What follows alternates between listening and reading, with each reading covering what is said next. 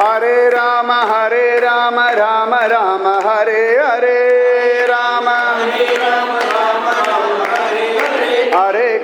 Hare Krishna Krishna Krishna Hare Hare Hare Rama Rama Rama Hare Hare Rama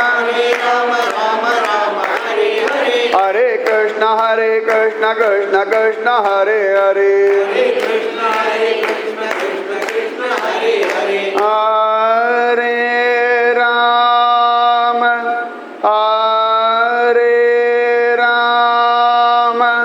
Rama Rama Hare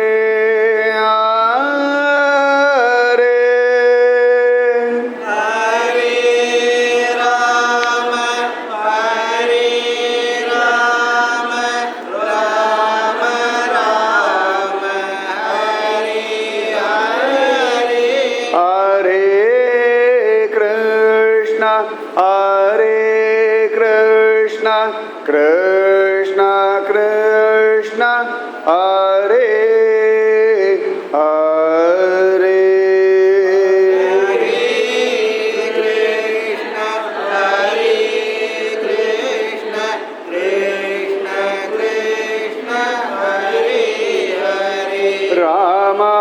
Ramanujadaya Patram Jnana Vairagya Bhushanam Srimad Venkatanathāryam Vande Vedanta Desigam Lakshminatha Samarambham Natayamuna Madhyamam Asmadacharya Paryantam Vande Guru Paramparam Yo Nityamachyudapadambujayugma Rugma Vyamohatastatidharani Trinayamene Asmadgurur Bhagavadosya Dhayaika Sindhoho Ramanujasya Charanau Sharanam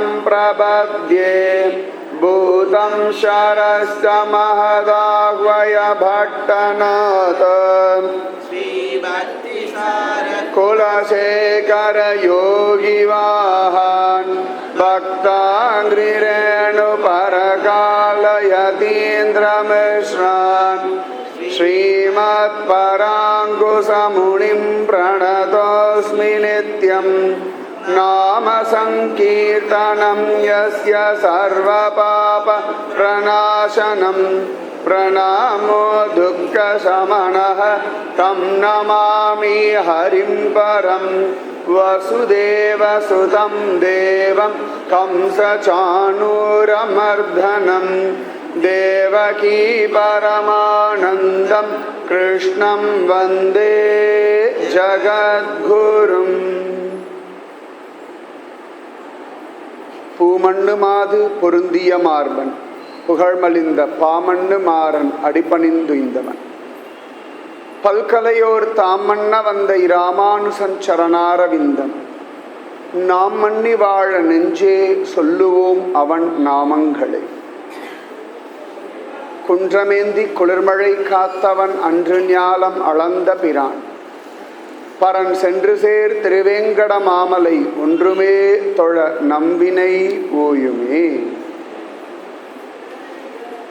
கற்பார் இராமபிரானை அல்லால் மற்றும் கற்பர் பொற்பா முதலாக புல்லெரும்பாதி ஒன்றின்றியே நற்பால் அயோத்தியில் வாழும் சராசரம் முற்றவும் நற்பாலுக்கு உய்த்தனன் நான்முகனார் பெற்ற நாட்டுளே புலையரமாகி நின்ற புத்தொடு சமணமெல்லாம் கலையறக் கற்ற மாந்தர் காண்பரோ கேட்பரோதாம் தலையறுப்புண்டும் சாகேன் சத்தியம் காண்மினையா சிலையினால் இலங்கை செற்ற தேவனே தேவனாவான் நன்மையும் செல்வமும் நாளும் நல்குமே திண்மையும் பாவமும் சிதைந்து தேயுமே சென்மமும் மரணமும் என்றி தீருமே இம்மையே ராமவென்றிரண்டெழுத்தினால் அஞ்சிலே ஒன்று பெற்றான் அஞ்சிலே ஒன்றை தாவி அஞ்சிலே ஒன்று ஆறாக ஆரியர்க்காக ஏகி அஞ்சிலே ஒன்று பெற்ற அணங்கை கண்டு அயலார் ஊரில் அஞ்சிலே ஒன்றை வைத்தான் அவன் எம்மை அழித்துக் காப்பான். ஜெய் ஜானகி காந்த ஸ்மரணம் ஜெய் ஜெய் ராம ராம. வாடினேன் வாடி வருந்தினேன் மனத்தால் பெருந்துயர் இடும்பையில் பிறந்து கூடினேன் கூடி இளையவர் தம்மோடு அவர் தரும் கலவியே கருதி ஓடினேன் ஓடி உய்வதோர் பொருளால் உணர்வெனும் பெரும்பதம் தெரிந்து நாடினேன் நாடி நான் கண்டு கொண்டேன் நாராயணா என்னும் நாமம்.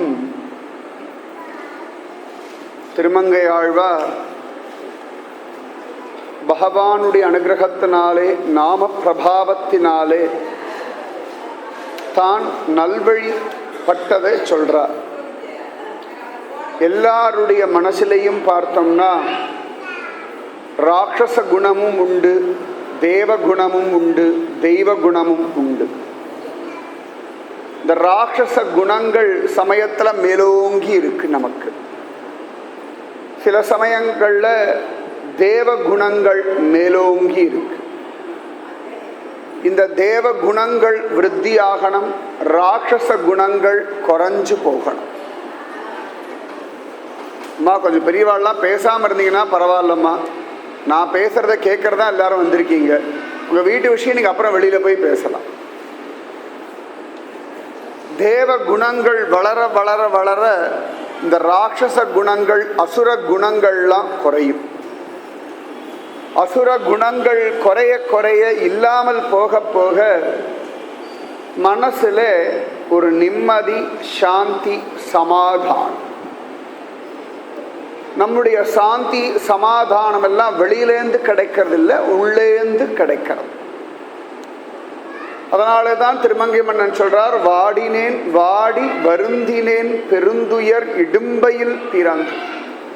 எப்ப பார்த்தாலும் ஒரு வாட்டம் இருக்கு, எப்ப பார்த்தாலும் ஒரு வருத்தம் இருக்கு, ஏதோ ஒரு துக்கம் மனசுக்குள்ள உட்கார்ந்துட்டே இருக்கு. ஏன் அப்படின்னு கேட்டா, இந்த சம்சார சாகரத்திலே பிறந்ததுனாலே, இந்த சரீர சம்பந்தம் வந்ததுனாலே, இந்த சரீரத்துக்கு கிடைக்கக்கூடிய சுக துக்கங்கள், இதற்கு கிடைக்கக்கூடிய லாப நஷ்டங்கள், மான அவமானங்கள், இதெல்லாம் மனசை பாதிக்கிறது. இது மனசை பாதிக்கிறதுனால வாழ்க்கையே பாரமா தெரியாது. வாடினேன் வாடி வருந்தினேன் மனத்தால் பெருந்துயர் இடும்பையில் பிறந்து கூடினேன் கூடி இளையவர் தம்மோடு அவர் தரும் கலவியே கருதி. எல்லாருமே நல்ல விஷயங்கள் நடக்கணும்னு ஆசைப்படுறோம்.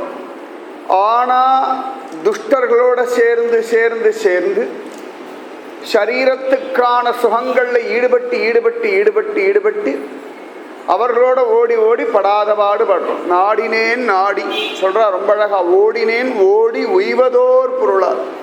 இதில் எங்கடா சமாதானம் கிடைக்கும், இதில் எங்க நிம்மதி கிடைக்கும், எப்படா நல்வழிப்பட போறோம் அப்படின்னு எல்லாரும் ஓடுறோம். அவர் சொல்ற, நானும் ஓடினேன் ஓடினேன் ஓடி உய்வதோர் பொருளால், என்ன உய்விக்கும்படியான ஒரு பொருள் உண்டா அப்படின்னு ஓடினேன். அப்ப கண்டுபிடிச்சின்ற என்னடான்னா, உணர்வெனும் பெரும்பதம் தெரிந்து நாடினேன் நாடி நான் கண்டு கொண்டேன். அந்த சமாதானம், அந்த சாந்தியை தரக்கூடிய பரபிரம்மம் எனக்குள்ளே என்றும் சாஸ்வதமா இருக்கு. அந்த பரபிரம்மம் ஒரு நாளும் என்னை விட்டு நீங்குவதும் இல்லை, என்னை கைவிடுவதும் இல்லை அப்படின்னு தீர்மானம் பண்ணார். அந்த பரபிரம்மத்துடைய நாமமே எனக்கு கதி. நாடினேன் நாடி நான் கண்டு கொண்டேன் நாராயணா என்னும் நாமம்.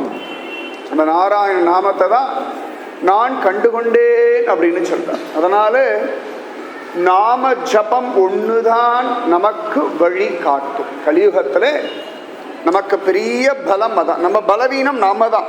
நமக்கு பலவீனம் யாருன்னா நாம தான். நமக்கு பலம் எது அப்படின்னா பகவானும் அவனுடைய நாம சங்கீர்த்தனமும் தான். யாராக இருந்தாலும் நாம சங்கீர்த்தனத்தினாலே மகோன்னதமான நிலையை அடைய முடியும். சந்தேகமே வேண்டாம். யாரா வேணா இருக்கலாம். நிச்சயமா விடாம பகவானுடைய நாமத்தை சொல்லிக்கொண்டே வரும் பொழுது எல்லா பிரச்சனைகள், எல்லா கஷ்டங்கள், எல்லா அவமானங்கள், எல்லா துஷ்ட குணங்கள், எல்லா பைத்திகார்த்தனங்கள் இதையெல்லாம் தாண்டி சமாதானமான சாந்தியோடு கூடியதான நிம்மதியான வாழ்க்கையை நிச்சயமா வாழ முடியும். சந்தேகமே வேண்டாம். பகல் பொழுதுல யாராவது எனக்கு வெளிச்சம் இல்லைன்னு சொல்லுவாளா? எப்படியோ சூரிய வெளிச்சம் உண்டு இல்லையா? அந்த மாதிரி இந்த வாழ்க்கைக்கான வெளிச்சம் நாம சங்கீர்த்தனத்தினாலே சத்தியமா கிடைக்கும். இது உலகத்துடைய நியதி, பகவானுடைய திவ்யமான சங்கல்பம்.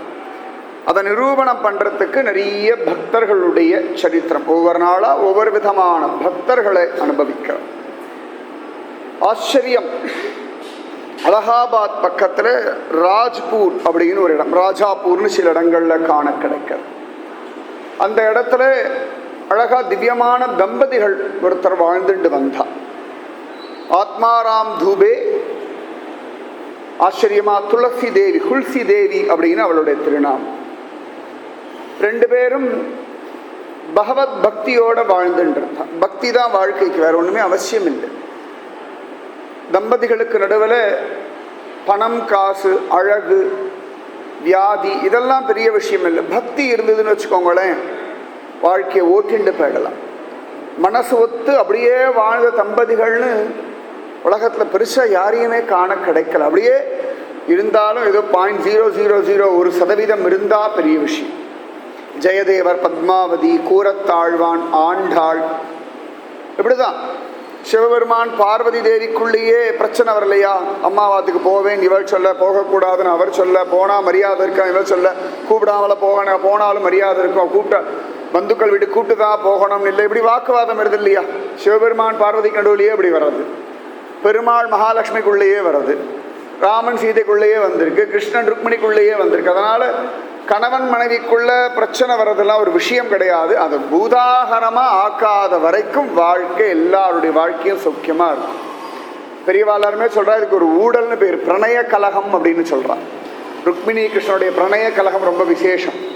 பிரணயம் அப்பவே கொஞ்சம் இப்படி முட்டி பாவலாம். எதுக்குடான்னா அந்த பிரணய கலம் எதுக்குடா? இன்னும் பிரேமைய விருத்தி செய்வதற்காக, ஒருத்தர் புரிஞ்சுக்கிறதுக்காகத்தானே ஒழிய மற்றபடி பிரிஞ்சு போகிறதுக்காக இல்லை அப்படின்னு சொல்றாரு. இவ அழகா அந்த பக்தியுடைய பலத்தினாலே வாழ்ந்துட்டு இருக்கா. ஜோரா பகவத் பக்தி, எப்பொழுதும் ராமநாம ஜபம், ராமா ராமா ராமன் ஜபிச்சுட்டு இருக்கார்கள். கொஞ்ச நாள் அழகா அந்த துளசி தேவி கர்ப்பவதி ஆனாள். நன்னா கர்ப்பம் ஆயாச்சு, ஜோரா குழந்தை வளர்ந்துட்டு இருக்கு. அந்த சமயத்தில் நிறைய பகவத் விஷயங்கள்லாம் கேட்கிறான், நிறைய பகவானுடைய நாமத்தை ஜபிக்கிறார், மகாத்மாக்களோட சங்கம் வச்சிருக்கா, நிறைய கோவிலுக்கெல்லாம் போறா. எத்தனைக்கெத்தனை தாயாருடைய மனசு சமாதானமா சாந்தியா இருக்கோ அத்தனைக்கெத்தனை குழந்தையும் நன்னா இருக்கும். அதுவும் பகவத் தியானம், நாம ஜபம் இதெல்லாம் நிறைய பண்ணணும்னு சாஸ்திரம் சொல்லியிருக்கு. அப்போ அந்த குழந்தை உலகத்துக்கே நன்மை பயக்கும்படியா வந்துடும் அப்படின்னு சாஸ்திரம் தீர்மானமா சொல்லும். அதுபோல அழகா ஜபிச்சுட்டு இருக்கா. 9 மாசம் ஆயாச்சு, 10 மாசம் ஆயாச்சு, குழந்தை பிறக்கிறதுக்கான வாய்ப்பே தெரியலை. சௌக்கியமா அவளும் வச்சுட்டு இருக்கா. எல்லாரும் கேட்குற, இடுப்பு வலிக்கிறதாடி? இல்லையே அப்படின்ற. அவளுக்கு எந்த விதமான கஷ்டம், பனிக்கூடம் எதுவுமே உடையலை. 10 மாசம் ஆயாச்சு, 10 மாசம் கடந்து 11ஆவது மாசம், இந்த காலத்தான் அப்படி விடவே மாட்டா, வயிற்றை கட் பண்ணி எடுத்துருவான். முக்காவாசி டாக்டர் ஆரம்பத்திலேயே சொல்லிடுவா, உங்களுக்கு சிசரினியாக தான் இருக்கும் அப்படின்டுவா. இது மனசுக்குள்ளேயே நன்னா உட்காந்துடும் குழந்தைகளுக்கு, சிசரியன் சிசரியன் சிசரியன் சிசரியன். அதுக்கேற்ற மாதிரி எல்லாம் மாறும். ஏன்னா எத் பாவம் தத் பவதி. எனக்கு தெரிஞ்ச ஒரு பொண்ணு உண்டு, நல்ல சத்சங்கத்தை ஈடுபாடு உடையவள். அவளுக்கு டாக்டர் சொல்லிட்டா, உனக்கு சிசரியன் தாமா முக்காவாசி அப்படின்ட்டான். அவள் சரின்னு ஒன்றும் சொல்லலை. ஆனால் மனசுக்குள்ளே கிருஷ்ணானுக்கு சிசரியன் வேண்டாம், சுகப்பிரசவம் ஆகணும்னு பிரார்த்திச்சுட்டே வந்தால் கரெக்டாக சுகப்பிரசவம் ஆச்சு. மனசு ரொம்ப பலமுடையது.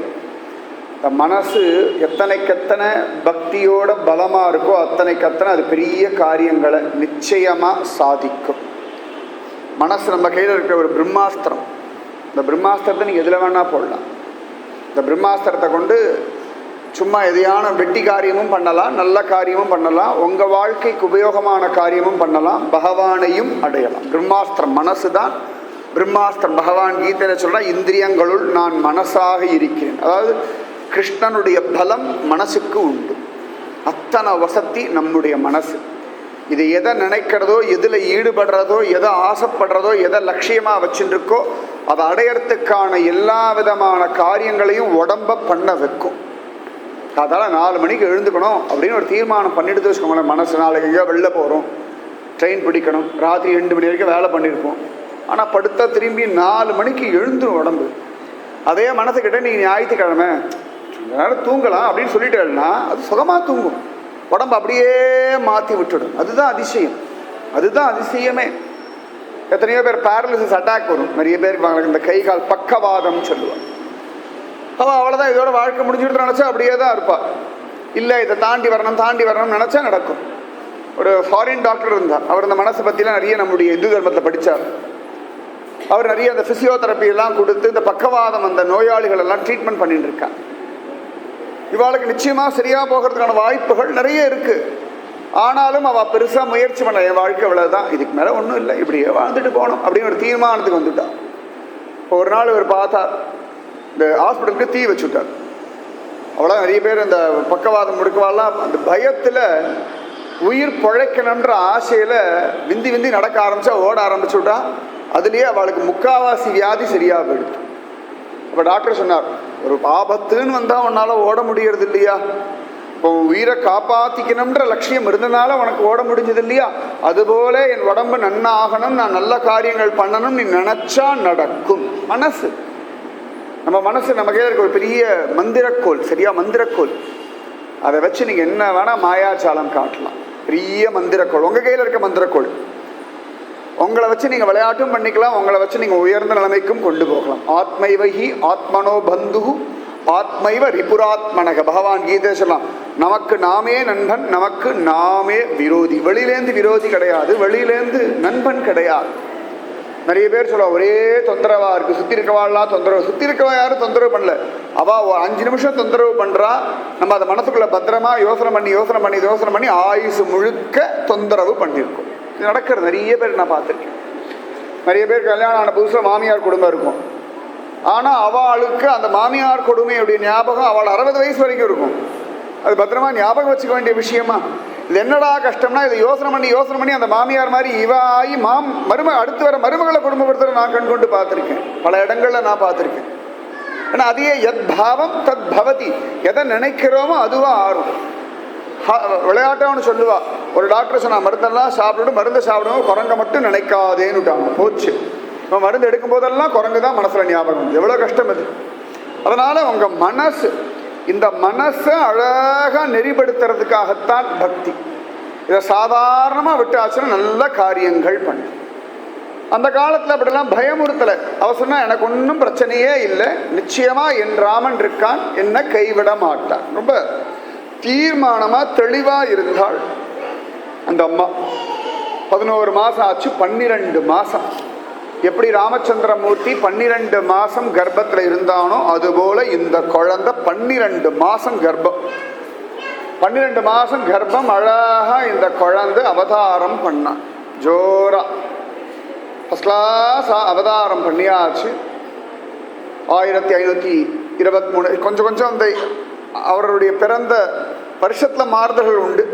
16ஆம் நூற்றாண்டு 1523 32 43, அது மாற்றங்கள் பெரிய விஷயம் இல்லை. ஒரு 10 வருஷம் முன்ன பின்ன அப்படி இருக்கும்.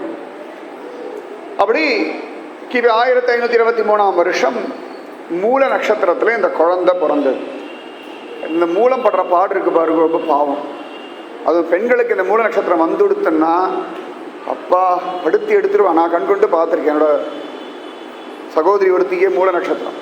கல்யாணம் பண்ணிக்கிறதுக்கு யாருமே தயாராக இல்லை. இவாளுக்கே நம்பிக்கை விட்டு போச்சு.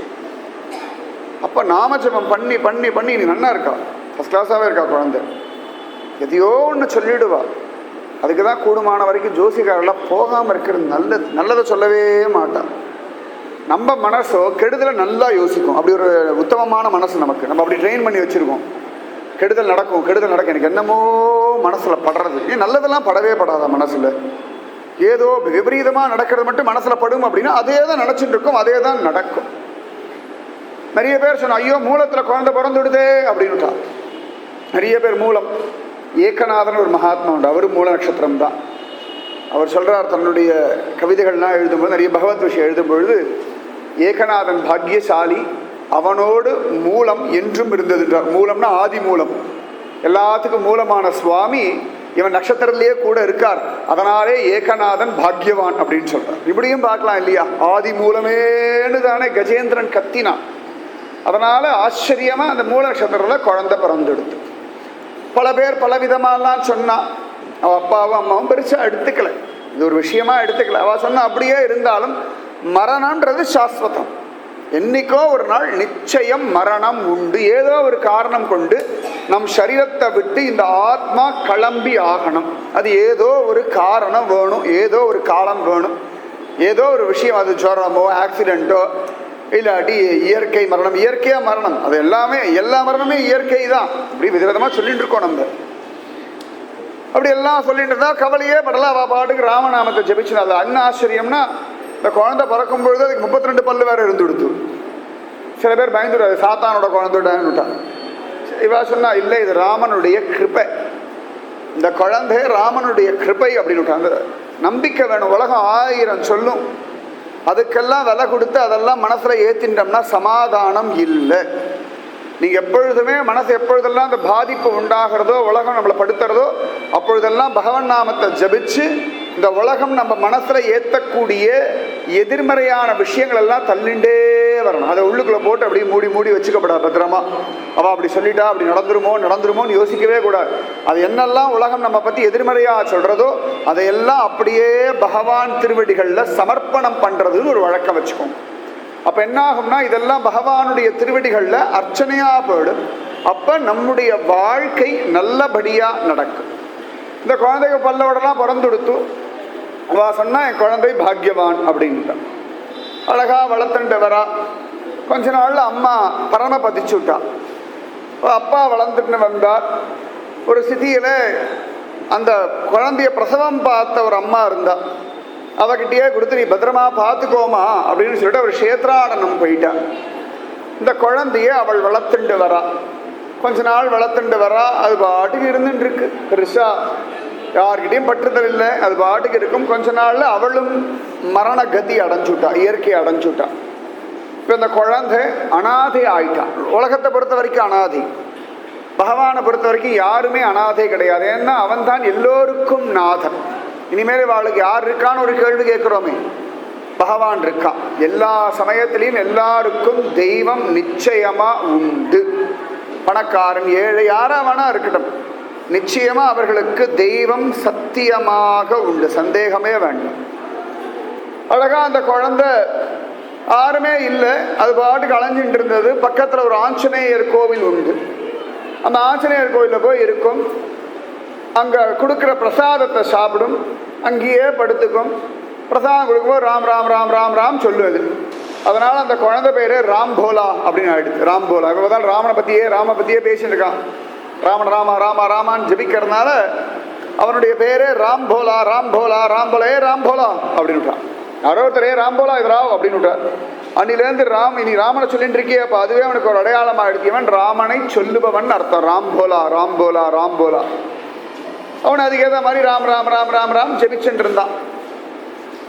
அப்பா எங்கேயோ கஷேத்ராடனம் போனார், வந்தா மாதிரியும் தெரியலை. எல்லாம் போயாச்சு. ஆனாலும் ஆஞ்சநேயருடைய திருக்கோவிலே கதின்னு கடந்துட்டான். நடக்கட்டமே, பரவாயில்ல, பகவான் ஏதோ வழி விடுவான். எத்தனையோ பேர் வாய் பேச முடியாதவா இல்லையா, எத்தனையோ பேர் காது கேட்காதவா இல்லையா, அவளெல்லாம் சுவாமி தானே ரட்சிச்சிருக்காரு, ஏதோ ஒருத்தர் மூலமா ரட்சிக்கிறார் இல்லையா. அந்த மாதிரி இந்த ராம் போலாவும் ஜோரா அப்படியே வளர்ந்துட்டு இருக்கான். அப்போ ஆச்சரியமா ஜோரா ஒரு மகாத்மாவுக்கு பகவான் உத்தரவு கொடுத்துட்டான். இந்த மாதிரி ஒரு பிள்ளையாண்டாங்க இருக்கான், நீ அவனுக்கு போய் உபதேசம் பண்ணு அப்படின்னு சொல்லிட்டான். உடனே அந்த மகாத்மா ஜோரா வந்தார். அந்த பிள்ளையாண்டான கண்டுபிடிச்சுட்டார். ஆஞ்சநேயர் கோவில்ல ராம் ராம் ராம் ராம் ராம் ஜெபிச்சுன்னு இருக்கான். அழகா அவனை பார்த்தார். அந்த மகாத்மா சொன்னார், குழந்தை நரஹரி ஆனந்த ஜீன்னு அந்த மகாத்மாவுக்கு பேர். அவர் பார்த்தார், அவர் ராமானந்தர், ஏற்றி ஒரு குருவை சொல்லிட்டு இருந்த இல்லையா, அந்த ராமானந்தருடைய சிஷ்யர். இந்த ராமானந்தர்லாம் ராமானுஜருடைய சம்பிரதாயத்தை சேர்ந்தவர். அதனால் அந்த ராமானந்தர் இவர் குரு, அதனால் அவர் அழகாக உபதேசம் பண்ணிட்டார். இந்த குழந்தைய பார்த்தால், குழந்தை நான் உனக்கு பகவன் நாமத்தை உபதேசம் பண்ணுறேன்டா அப்படின்னார். இந்த குழந்தை சொன்னால், சுவாமி நான் ஏற்கனவே நிறைய ராமநாமத்தை ஜெபிச்சுட்டு தானே இருக்கேன் அப்படின்னா. அப்போ அவர் குரு சொன்னார், குழந்தை நீ ஜபிக்கலாம், வாஸ்தவம் இல்லைன்னு நான் சொல்லலை, அது வசதி தான். ஆனால் ஒரு குரு மூலமாக நாமத்தை உபதேசம் வாங்கிண்டு சொல்கிறது இன்னும் விசேஷம். இப்போ நம்மளே கூட கடையில் போகலாம், ஃபஸ்ட் ஸ்டாண்டர்ட் பாடம், 5ஆவது கிளாஸ் பாடம், 10ஆம் கிளாஸ் பாடம் எல்லாம் வாங்கி நன்னா படிச்சுடலாம். படிச்சுட்டு எனக்கு எல்லா பாடமும் தெரியும், எனக்கு எல்லா கொஸ்டினுக்கும் ஆன்சர் தெரியும் அப்படின்னா உடனே எஸ்எஸ்எல்சி சர்டிஃபிகேட்லாம் கொடுத்துட மாட்டான், ஸ்டேட் ஃபஸ்ட்லாம் கொடுக்க மாட்டான். அவர் பள்ளிக்கூடம் போகணும், ஒரு வாத்தியார்கிட்ட படிக்கணும். அவள் ஒவ்வொரு எக்ஸாமாக வைப்பா, மிட் டேர்ம், குவார்ட்டர்லி, ஆனுவல் எல்லாம் ஒவ்வொன்றா வச்சு அதுக்கப்புறம் தேர்ச்சி அடைஞ்சாச்சுன்னு சொல்லணும். அதுபோல் நம்ம பக்தியில் ஒசரணும் அப்படின்னா ஒரு குருவுடைய அனுகிரகம் கட்டாயம் அவசியம். குரு பிரம்மா குரு விஷ்ணு குரு தேவோ மகேஸ்வரக குரு சாட்சாத் பரபிரம்மம் தஸ்மை ஸ்ரீ குரவே நமக. குருதான் பிரம்மா, குருதான் விஷ்ணு, குருதான் மகேஸ்வரன். குரு சாட்சாத் பரபிரம்மம், அவர் நிஜமாவே பரபிரம்மம். அந்த குரு மூலமாகத்தான் எல்லா பெரியவாளுமே நல்ல கதி அடைஞ்சிருக்கான். எல்லா பகவானே அவதாரம் எடுத்துன்னு வந்தால் அவனுக்கும் ஒரு குரு அவசியமாகிறது. ராமானுஜர் ஸ்வயம் ஆதிசேஷன் அவதாரம் தான், ஆனால் அவருக்கும் குரு அவசியமாக இருந்தது. ஆதிசங்கர பகவத்பாதர் ஸ்வயம் சிவபெருமானுடைய அவதாரம் தான், ஆனால் அவருக்கும் கோவிந்த பாதர்னு ஒரு குரு அவசியமாக இருந்தது. ஸ்ரீகிருஷ்ண சைத்தன்ய மகாபிரபு ஸ்வயம் கிருஷ்ணனுடைய அவதாரம் தான், ஆனாலும் அவருக்கும் ஈஸ்வரபுரின்னு ஒரு மகாத்மா குரு அவசியமாக இருந்தார். ராகவேந்திரர் ஸ்வயம் பிரகல்லாதனுடைய மறு அவதாரம் தான், ஆனாலும் அவருக்கும் ஒரு சுதீந்திரர் அப்படின்னு ஒரு மகாத்மாவுடைய அனுகிரகம் அவசியமாக இருந்தது. அதனால் அந்த பூமியில் குருன்றவா ரொம்பவே கட்டாயம். குருவை பிடிச்சவாளை நிச்சயமாக பகவான் தன்னுடைய கோஷ்டியில் சேர்த்து கொள்கின்றான் அப்படின்னு பெரியவா சொல்கிறான். அதாவது குரு எப்படின்னா, ஒரு பெரிய மினிஸ்டர் இருக்காருன்னா அவருடைய பிஏ பிடிச்சா காரியம் நடக்கும் இல்லையா, அந்த மாதிரி பகவானுடைய பர்சனல் செக்ரட்டரி தான் குரு. அந்த குருவை பிடிச்சிட்டோம் அப்படின்னா அந்த பகவானை பிடிக்கிறது ரொம்பவே சுலபம்.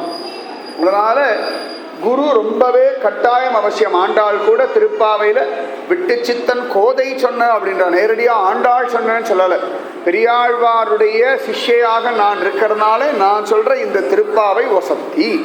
இத்தனைக்கும் ஆண்டாள் ஸ்வயம் பூமி பிராட்டி தானே, பூமி தேவிக்கு பெருமாளை நன்னாவே தெரியுமே. பகவான் வராக அவதாரம் எடுத்து வந்ததே பூமி தேவியை உத்தாரணம் பண்ணுறதுக்கு தானே. இத்தனைக்கும் திருவிடம் வந்து திவ்ய தேசம் போனோம்னா பெருமாள் தாயார் அப்படி இடுப்பில் தூக்கி வச்சுட்டு உபதேசம் பண்ணுவார். அப்படிப்பட்ட பூமி பிராட்டிக்கு போய் ஒரு குரு அவசியமா அப்படின்னா, பூமியில் வந்த அத்தனை பேருக்கும் ஒரு சத்குருநாதன் சத்தியமாக அவசியம். ஏன் அப்படின்னா, நம்ம பக்தியில் எப்படி போயிட்டு இருக்கோம், நமக்கு கிடைக்கிற அனுபவங்கள்லாம் சில அனுபவங்கள்லாம் கற்பனையாக இருக்கும். நாம மனசில் கற்பனை பண்ணிப்போம், சிலதெல்லாம் உண்மையான அனுபவம். ஒரு குரு இருந்தார்னா இது சரி, இது உன்னோட கற்பனை, இதை பெருசாக எடுத்துக்க வேண்டாம். அதே மாதிரி நிறைய நாமஜபம் பண்ண பண்ண பண்ண பண்ண இந்த அஷ்டமா சித்திகள்லாம் ஒவ்வொன்றா வரும். நினச்சதெல்லாம் நடக்கும், பின்னாடி நடக்கிறது முன்னாடி தெரியும். நிறைய பேர் என்ன பண்ணுறோம், அப்போ நமக்கு ஒரு சக்தி வந்தாச்சுன்னு சொல்லி எல்லார்கிட்டையும் இதை போய் பேசிகிட்டே இருப்பான். இதில் என்ன ஆகும் அப்படின்னா பக்தி குறையும், பகவானுடைய தரிசனம் இல்லாமல் போயிடும்.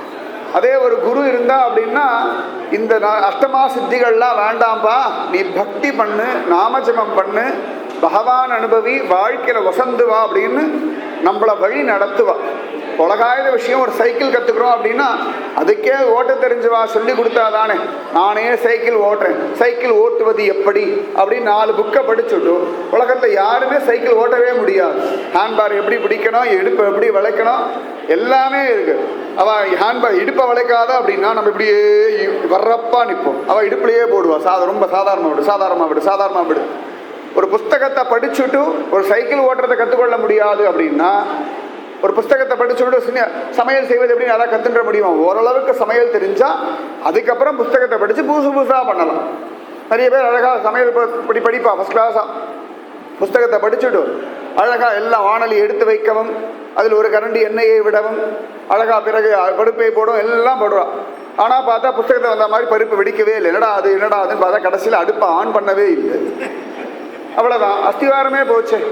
அதே ஒரு பக்கத்து ஒருத்தர் தான் முதல்ல அடுப்பை பற்ற வை, அதுக்கு மேலே வானலியை வை, அதுக்கு மேலே எண்ணெயை விடு, இப்போ பாரு.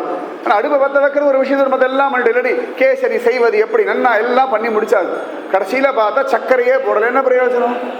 ஜீவனே இல்லாமல் போயிடும் இல்லையா? அதனால ஒரு குரு எதுக்கு அப்படின்னா, இந்த பக்தியினுடைய சாரத்தை உள்ளபடி நாம அனுபவிக்கிறதுக்கு தான் குரு. குரு நம்மளை வழிகாற்றா, பக்தியில இன்னும் வசந்து வர்றதுக்கான வழியை காட்டி கொடுக்கிறார்கள். ஒரு அப்பா அம்மாவே தானே ஏபிசிடி சொல்லி கொடுத்துடலாமே குழந்தைக்கு வீட்டில் உட்காந்துட்டு, சரிபட்டு வராது, நிச்சயமாக வராது. அது பள்ளிக்கூடம் போய் ஒரு 10-15 பேரோட இருந்து ஒரு வாத்தியார் சொல்கிறத கேட்டு அங்கே தான் குழந்தைகளுக்கு நெறிமுறைகளே வருது. நிறைய நல்ல விஷயங்கள்லாம் பள்ளிக்கூடம் போய் தான் கற்றுக்கிறது. அப்பா அம்மா எத்தனை தான் கொஞ்சி சொன்னாலும் கெஞ்சி சொன்னாலும் அழுது சொன்னாலும் ஆசையாக சொன்னாலும் உரைக்கிறதே இல்லை. அது பள்ளிக்கூடம் போயாச்சுன்னா வாத்தியார் சொன்னால் க்ளீனாக வருதா இல்லையா? அப்போ உலகாயுதமான விஷயங்களுக்கே ஒரு நடைமுறை பழக்கத்துக்கு வாத்தியார்னு ஒருத்தர் வேணும் அப்படின்னா ஆத்மீக விஷயம், ஆத்மா சம்பந்தப்பட்ட விஷயம், உலகத்திற்கு அப்பாற்பட்ட ஒரு விஷயம், இந்த பரமாத்மாவை அனுபவிக்கணும் அப்படின்னா சத்தியமாக ஒரு குரு அவசியம். நிச்சயம் குரு வேணும். குரு இல்லை அப்படின்னா அந்த பக்திக்கு ஒரு அழகு இல்லை. குரு இல்லாத பக்தி எப்படி தெரியுமா? பட்டை தீட்டாத வைரம் மாதிரி. இந்த வைரத்துக்கு பட்டை தீட்ட தான் மவுசு. அதுக்கு பட்டை தீட்டலை அப்படின்னா அது பரிமளிக்காது.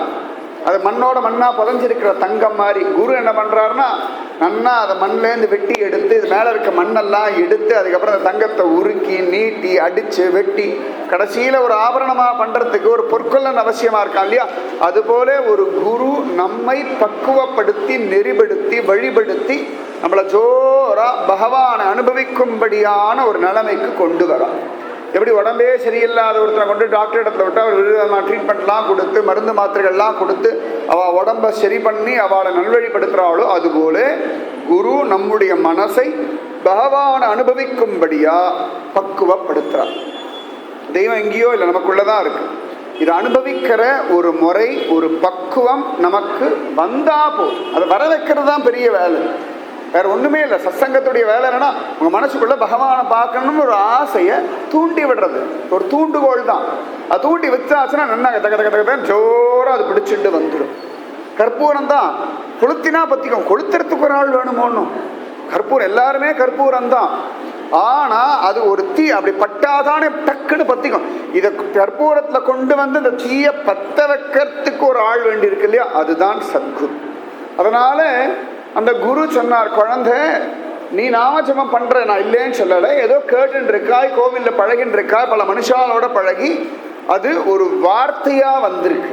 இந்த நாமஜபம் அனுபவமா வரணும் அப்படின்னா ஒரு குருவுடைய உபதேசம் வேணும்பா. பகவான் எனக்கு உத்தரவு கொடுத்திருக்கான், அதனாலே நான் உனக்கு உபதேசம் செய்யறேன்.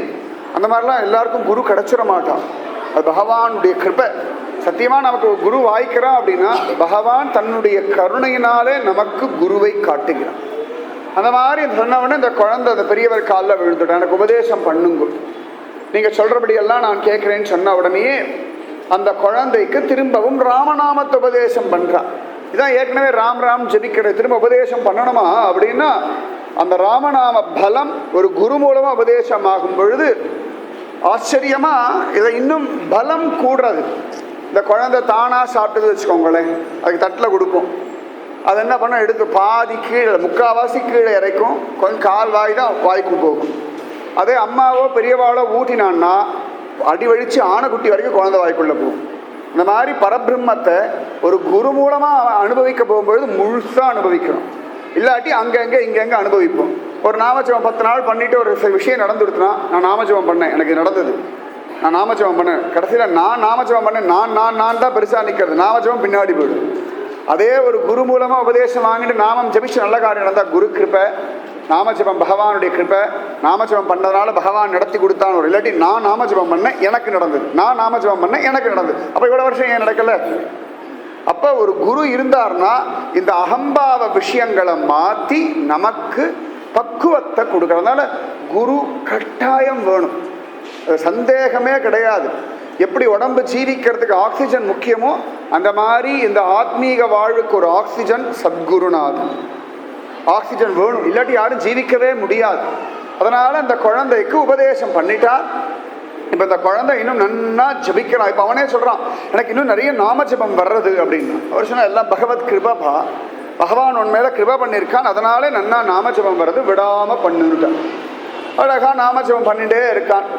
குரு சொன்னார், குழந்தை இப்படி இங்க இருக்கியே, வரையா நம்ம சித்திரக்கூடம் போகலாம் அப்படின்னு. சித்திரக்கூடம் அவ்வளவு நாளாக நாம ஜபம் ஜபிச்சுட்டு இருந்தான். ஆனா ஒரு குரு மூலமா உபதேசமான உடனேயே சித்திரக்கூடம் போகிற ஒரு பாக்கியம். சித்திரக்கூடம் ரொம்ப விசேஷமான ஒரு ராமஸ்தலம், உத்தரப்பிரதேசில் இருக்க அந்த சித்திரக்கூடம். சித்திரக்கூடத்திருப்ப சிறுகாக்கை முளை தீண்ட அத்திரமே கொண்டெறிய அனைத்துலகும் திரிந்தோடி வித்தகனே ராமாவோ நின்னபயம் என்றழைப்ப அத்திரமே அதன் கண்ணை அறுத்ததும் ஓர் அடையாளம். பெரியாழ்வார் திருமொழியில ஆஞ்சநேயமூர்த்தி சீதா பிராட்டிக்கு தான் ராமதாசன் நிரூபணம் பண்றதுக்கு நிறைய அடையாளம் சொல்றார். அதுல ஒரு விஷயம் காக்காசுர விருத்தாந்தம். அது சித்திரக்கூடத்தில் நடந்த ஒரு முக்கியமான ராமாயண சம்பவம். சித்திரக்கூடம் ராமாயணத்தில் ஒரு பெரிய டேர்னிங் பாயிண்ட். ஒவ்வொரு இடத்துலையும் ஒரு விஷயம் நடக்குது. ஒரு சித்திரக்கூடம் ரொம்பவே விசேஷம். சித்திரக்கூடம் அழகா அந்த சித்திரக்கூடத்துக்கு பகவான் ராமன் இருந்த இடத்துக்கு இந்த குருநாதன் இந்த பயலை அழிச்சுட்டு போகிறார். அவன் எப்பொழுதும் ராமா ராமா ராமான்னு ஜெபிச்சுட்டு இருக்கான். ஆச்சரியமா அவனுக்கு துளசியை கொண்டு பகவானுக்கு அர்ச்சனை பண்ண பிடிக்கும். அதனாலே துளசிராம் அப்படின்னு பேர் இவனுக்கு. துளசிராம் துளசிராம் துளசிராம் ராம்போல ஆகி இப்போ துளசிராம் ஆயிடுது. ஏன்னா துளசி ரொம்ப விசேஷமானவள். கஷ்டித் துளசி கல்யாணி கோவிந்த சரணப்பிரியே அப்படின்றா. கோபிகைகள்லாம் சொல்றா, ஏ துளசி நீ எப்பொழுதுமே கல்யாணிடி, மங்களமானவள்டி. ஏன்னா கோவிந்தனுடைய சரணத்துல சதா சர்வதா இருக்கக்கூடிய ஒருத்தி நீதான். ஒரு தடவை ஸ்ரீதேவி கேட்டுட்டா, உங்களுக்கு நடந்தாலும் என் மேல அவ்வளோ அக்கறை கிடையாது அப்படின்னு. ஏண்டி இப்படி சொல்றாய் அப்படின்னார். என்னதான் இருந்தாலும் என்ன மார்பில் தான் வச்சுருக்கேள், துளசியை மட்டும் தூக்கி தலையில வச்சுருக்கேள் அப்படின்னுட்டா. அப்போ உடனே பகவான் அவன் என் சரணமே கதின்னு கிடக்கிறா, அதனால தூக்கி தலையில வச்சுட்டேன்னுட்டா. சத்தியம், யாரெல்லாம் பகவான் திருவடியே கத்தின்னு இருக்காளோ அவளெல்லாம் பகவான் தன் தலைக்கு மேலே வச்சுக்கிறார். அதுக்கப்புறம் தான் தாயார் பெருமாள் திருவடியை பிடிக்க ஆரம்பிச்சாள். இனிமேல் நானும் உங்கள் காலை பிடிக்கிறேன், அப்போ நீங்களும் என்னை தலைக்கு மேலே தான் வச்சுட்டு ஆகணும் அப்படின்னா. துளசி அவ்வளவு உத்தமி. உலகத்தில் மற்ற புஷ்பங்களை கொண்டு அர்ச்சனை பண்ணோம்னா திரும்ப எடுத்து அர்ச்சனை பண்ணக்கூடாது சாஸ்திரம். துளசி மட்டும் எத்தனை தடவை வேணா எடுத்து அர்ச்சனை பண்ணலாம். பரம பவித்திரமானவள் துளசி. அதனால தான் ஆண்டாள் நாச்சியார் துளசி செடி கீழே தான் ஆவிர்பவிச்சா. திருத்துழாய் துளசி மட்டுமே முளைக்கும் பொழுது, அங்குரிக்கும் பொழுது சுவாமிக்குன்னு முளைக்குமா. துளசியை பார்த்தாலே சுவாமி ஞாபகம் தானே வருது, வேறு யாராவது ஞாபகம் வருமா? காதலியோ இல்லாட்டி சகோதரியோ இல்லாட்டி தாயோ மனைவியோ யார் ஞாபகம் வரும்? பெருமாள் ஞாபகம் தான் வரும். அதனாலே துளசி பிருந்தாவனம் சொல்கிறோம். பிருந்தானாலே துளசி, துளசிக்காடு தான் பிருந்தாவனம். இதே மாதிரி திருவல்லிக்கேணி பிருந்தாரண்யம் அப்படின்னு, ஏன்னா நிறைய துளசி செடிகள் இருந்த இடம், அதனால பிருந்தாரண்யம். இன்றைக்கும் பார்த்தசாரதி பெருமாளுக்கு பார்த்தோம்னா துளசி கொட்டி கிடக்கும். எங்கேதான் அவ்வளோ துளசி அவர் வருதுனே தெரியாது, அவ்வளவு துளசி. பார்த்தசாரதி பெருமாள் நம்ம மாலை மாலையாக வாங்கி கொடுப்பா, அவள் போட முடியாமல் திருவடியில் ஓரத்தில் நம்ம போவோமா, அவர் ஓரத்தில் போட்டுறாள். திருவடியில் போடுறது தான் சரி. யாருடைய துளசி பெருமாள் திருவடி நம்ம நினச்சிட்டு இருக்கோம், நம்ம கொடுத்த மாலை பெருமாள் கழுத்தில் ஏறி ஆச்சுன்னா நம்ம நினச்சது தான் நடக்கும். திருவடியில் போட்டாச்சுன்னா நம்ம நினைக்காதெல்லாம் சேர்த்து நடக்கும். நினைக்கவே வேண்டாம், எல்லாம் சேர்த்து நான் பண்ணுறேன் அப்படின்னு சொல்லி பெருமாள் அனுகிரகம் பண்ணுவார். அதனால இந்த குழந்தைக்கு துளசிராம் அப்படின்னு பேர் வந்துடுத்து. குரு அழகா நாமஜபம் சொல்லிண்டே இந்த பயலை சித்திரக்கூடத்துக்கு அழிச்சுட்டு போயிட்டார். ரொம்ப விசேஷமான ஒரு ஸ்தலம் சித்திரக்கூடம். ஜோரா பரதநம்பி, பகவானுடைய சகோதரன் பரதன், கைகேயி புத்திரன், ரொம்ப உத்தமன். உலகத்தில் எல்லாருக்குமே ஒரு வருத்தம் உண்டு, நான் ஒரு தப்புமே பண்ணலை, எல்லா பழியும் என் தலையில் விழுந்துடுத்து அப்படின்னு. எல்லாருடைய வாழ்க்கையிலும் நிச்சயமாக ஒரு சம்பவமாவது நம்ம தப்பே பண்ணாமல் நம்மளை பற்றி தப்பு தப்பாக பேசுறது நடக்கிறது உண்டு. ராகவேந்திர ராமானுஜர் ஆதிசங்கர பகவத் பாதர்லேருந்து எல்லார் வாழ்க்கையிலும் நடக்கிறது. விவேகானந்தர் வாழ்க்கை வரைக்கும் நடந்தது உண்டு. எல்லாத்தையும் தாண்டி ஜெயிக்க முடியும் நிரூபணம் பண்ணது முதல்ல யாருன்னா பரதன் தான். சத்தியமாக அவனுக்கு இந்த ராஜ்யத்தில் ஆசையே கிடையாது. கைகேயி மாதா அன்னைக்கே சொன்ன ரொம்ப உத்தமி. அவ தன் பரதனுடைய பக்தியை பரிசோதனை பண்ணி பார்க்கறதுக்காகவே பரதனுக்கு ராஜ்ய பரிபாலனம் வேணும்னா. சரியா கைகேயிக்கு ராமனை பிடிக்காதுன்னா ராமன் பர்மனண்டா காட்டில் இருக்கணும், பரதன் ராஜ்ய பரிபாலனம் இப்படி தானே கேட்கணும். ஏன் 14 வருஷம் என்ன கணக்கு, என்ன அவசியம் இருக்கு? 14 வருஷத்துக்குள்ளதான் ராவணவதம் வரைக்கும் நடக்கும்னு கைகேயிக்கு நன்னா தெரியும், திவ்ய திருஷ்டி அவளுக்கு. அதனாலே தான் ஜோரா சில இடங்களில் மட்டும் கைகேயி உத்தமின்னு சில ரிஷிகள் வாயினால வால்மீகி சொல்றார். நிறைய பேர் அந்த ஸ்லோகங்களை ராமாயணத்தில் ஒழுங்காக படிக்கிறது இல்லை. பரத்வாஜர்லாம் சொல்றார், பரதன் திட்டுறான் எங்கள் அம்மா மோசமானவள்னு. பரத்வாஜ் சொல்ல திட்டாதேப்பா. அழகா பரதன் இன்ட்ரடியூஸ் பண்ணி வைக்கிறான். இந்த திரும்பி ராமனை கூட்டின்னு வர்றதுக்காக வரும்பொழுது அப்போ கைகேயி, கௌசல்யா, சுமத்ராதேவி எல்லாருமே பரதன் கூட வரா, போய் ராமனை கூட்டிட்டு வரலாம்னு. அப்போ பரத்வாஜர் ஆசிரமம் வழியாக தான் அவள் போகிறா. அப்போ பரத்வாஜர்கிட்ட இன்ட்ரடியூஸ் பண்ணுறான், இதுதான் லக்ஷ்மணனை பெத்தா பாக்யவதி சுமத்ராதேவி, இவள் தான் ராமனுடைய மாதா கௌசல்யா தேவி இப்படின்னு சொல்லிட்டு தன் அம்மாவை சொல்லாமல் இருக்கான். இப்போ பரத்வாஜ் கேட்குற, குழந்தை கைகேயி மாதா யாரப்பா அப்படின்றான். அவராக ஆசைப்பட்டு கேட்குறார். அப்போ சொல்கிறான், இந்த பாவி தான் என்ன பெத்தா அப்படின்னுட்டான். அப்போ பரத்வாஜ் சொல்லுவாங்க, அம்மா அப்படி பேசாத, ராம கைங்கரிய சிரோன்மணி அவள், அவளை மாதிரி இனிமேல் கைங்கரியம் பண்ணுறதுக்கு லோகத்தில் ஒரு ஆள் கிடையாதுன்னுட்டான். பரதன் கண்களை அகண்டு விரிஞ்சு போயிடுது. அந்த பரத்வாஜர் கைகேயை பார்த்து கை கூப்பிட்ற, அம்மா உன் கிருப்பை ராமன் வனத்துக்கு வந்தான், நான் வரைக்கும் ராமனை பார்த்தேன், நீ மட்டும் அந்த வரம் கேட்கலன்னா ராமன் சௌக்கியமா நாட்டிலேயே இருப்பார். ஏன்னா தசரத சக்கரவர்த்தி ராமனை விஸ்வாமித்திரர் கூட அனுப்புறதுக்கு தயாரா இல்லை. வேண்டாம் வேண்டாம், குழந்தை சின்ன பையன், அனுப்ப மாட்டேன்னு இருந்தவர் இவ்வளவு அழகா ஜோரா அனுப்பினார்னா நீ ஒருத்தி காரணம்மா கைகேயி. அதுவும் இந்த கூனி வந்து கைகேயி கிட்ட சொல்றா, ஒரு ஜாலியா சந்தோஷமா இருக்க, என்னடி சந்தோஷமா இருக்க, பயப்பட வேண்டாமான்றா கூனி. ஏன் அப்படின்னா ராமனுக்கு பட்டாபிஷேகமா. உடனே கைகேயி சந்தோஷப்பட்டு தன் கழுத்த இருக்கிற மாலைகளை கழட்டி, இந்தா வச்சுக்கோடி சம்பாவனையா கொடுக்குறான், இந்தா நீ சொன்னதுக்கு ஆனந்தமா வாங்கிக்கோன்னு. உடனே மந்திரம் வீசி அடிக்கிறா. வெக்கமா இல்ல, என்னவோ ஒரு 4 மாலையை கொடுத்தா வாங்கிக்கோ, உன்ன மாதிரி பிச்சைக்காரி நினைச்சுட்டியான்றா. அப்ப கூட கைகேயி சிரிக்கிறா, என் ராமன் பட்டாபிஷேகம் பண்ணிட்டா நான் தாண்டி இந்த ராஜ்யத்துக்கே ராஜாங்கம் பண்ண போறேன், நீ யாருடி கேட்கறதுக்கு அப்படின்றாள். பகவானுக்கும் கைகேயி மாதானா அவ்வளவு உசுறு. கௌசல்யாவை காட்டிலும் சுமத்ரா தேவியை காட்டிலும் பகவானுக்கு ரொம்ப பிரீத்தி யாருக்குன்னா கைகேயி மாதா மேல தானா. அந்த கைகேயி மாதா கிட்ட பகவான் ரகசியத்துல பிரார்த்தனை பண்ணிட்டா, அதனால கைகேயி இத்தனை நாடகம் ஆடி. நிறைய விஷயங்கள் நம்ம ஒழுங்கா புரிஞ்சுக்கிறது இல்லை. ரொம்ப உத்தமி கைகேயி, ரொம்ப சிரேஷ்டா. அவ தன் பரதனுடைய பக்தியை பரிசோதனை பண்ணி பார்க்கறதுக்காகத்தான் 14 வருஷம் பரதன் ராஜ்ய பரிபாலனம் பண்ணணும் அப்படின்னு. அப்ப பரதன் அழறா, நான் எப்படி ராஜ்ய பரிபாலனம் பண்ண முடியும், நானும் அயோத்தியாவும் ராமனுடைய சொத்து, ஒரு சொத்து எப்படி இன்னொரு சொத்தை ஆள முடியும். நம்ம வீட்டில் ஒரு புதுசாக ஒரு ஃப்ரிட்ஜு வாங்குறோம். அப்போ பழைய டிவி ஒன்று இருக்குது 2 வருஷமா, புது ஃப்ரிட்ஜ் வந்தால் டிவி, என்ன புதுசாக வந்திருக்கியா, ரொம்ப துள்ளாது தெரிஞ்சதா, எல்லாம் அப்படி தான் கொண்டாடுவா. இந்த வீட்டில் வந்த புதுசில் எல்லாம் 1 மாதம் தொடச்செல்லாம் வைப்பா. அதுக்கப்புறம் நீ என்ன மாதிரி தான் அழுக்கழுக்காத்தான் இருப்ப, அவளே அழுக்கழுக்கா இருக்க, நீ அப்படி தான் இருப்ப, ரொம்ப துள்ளாத, இந்த வீட்டில் 2 வருஷம் நான் எக்ஸ்பீரியன்ஸு அப்படின்னு அதுக்கு சொல்லாதே. இல்லாட்டி இந்த ஃப்ரிட்ஜை வந்து டிவி மறட்டுமா, ஒன்றும் கிடையாது. ஒரு சொத்து இன்னொரு சொத்து ஆள முடியாது இல்லையா. அதுபோல ரெடி பர்ஸில் 100 ரூபா 10 ரூபா 50 ரூபா வச்சுக்கோனே 100 ரூபா, நான் பெரிய ஆள், 10 என் பக்கத்தில் உட்காராத, தள்ளி போய் அந்த பக்கம் போ அப்படின்னு நான் சொல்ல முடியும். ஒன்றும் கிடையாது. சமயத்தில் துணியை உணர்த்துவோம், நல்லா பட்டு புடவை பக்கத்துலேயே சாணி சுருணையும் உணர்த்துவோம். உடனே பட்டு போட சீசி தள்ளிப்போ நீ சாணி சொல்றா சொல்றது இல்லையே, அதுவும் இருக்கு இதுவும் இருக்கு. அதுபோல பரதன் சொல்றான், நானும் அயோத்தியாவும் ராமனுடைய சொத்து, எதை ஆள முடியும் அம்மா அப்படின்றான். அத்தனை வசத்தி பரதன். எல்லாரும் அவனை காரி துப்புறா. அயோத்தியாவில் வந்து ஐயோ வந்துட்டானேன்னு இவனை பார்த்தா பாபம்னு வீட்டுக்குள்ள ஓடுறாளாம். இவன் மேல ஒரு குத்தம் இல்லை. இத்தனைக்கு அதனால அவன் என்ன பண்ணுவான்னா, ராமன் 14 வருஷம் வனவாசம் இருந்த சமயத்துல பரதன் எல்லாரும் வந்து சரையுல குளிக்கிறதுக்கு முன்னாடி விடியற் காலம்பரை 2:30 மணிக்கு போய் குளிச்சுட்டு வந்துடுவானோ. நல்ல குளிர்ல கூட விடியற் காலம்பரை போய் குளிச்சுட்டு வந்துடுவானோ. ஏண்டா அப்படின்னா, என் முகத்துல முழிச்சா அவளுக்கெல்லாம் பாவம் வந்துடும் நினைக்கிறா, யார் முகத்திலையும் நம்ம முழிக்க வேண்டான்னு 14 வருஷம். இவன் உத்தமன் நிரூபணம் ஆகிறதுக்கு 14 வருஷம் ஆச்சு. அவ்வளோ கஷ்டம் தெரியுமா. அவாவா திட்டா.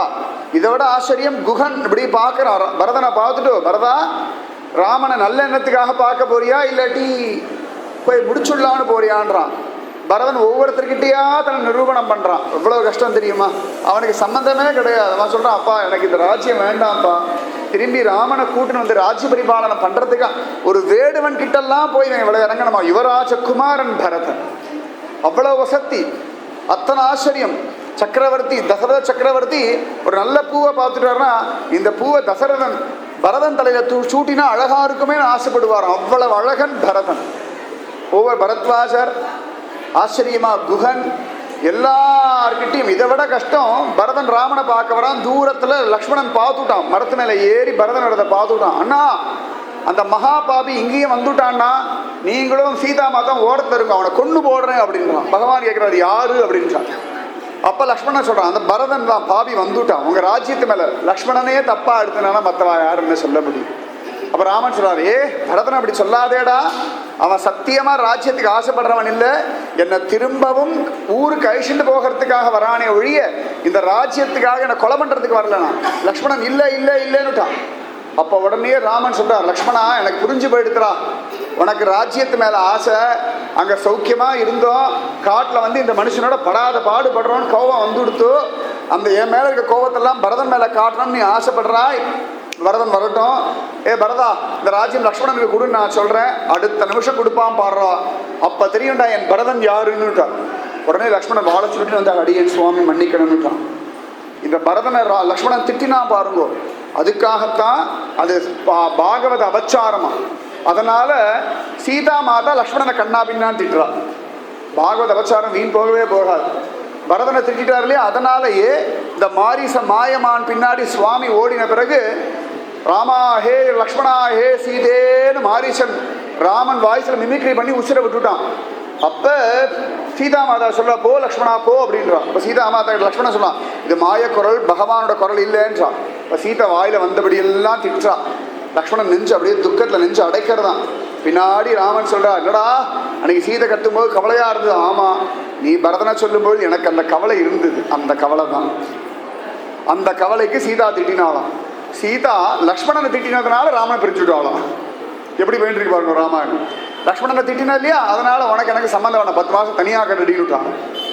இப்படி பாகவதவச்சார் பகவான் தன் பக்தாள திட்டாளை பார்த்து ரொம்ப வருத்தப்படுறானா. அந்த வருத்தமே நமக்கு துக்கத்தை தரும்.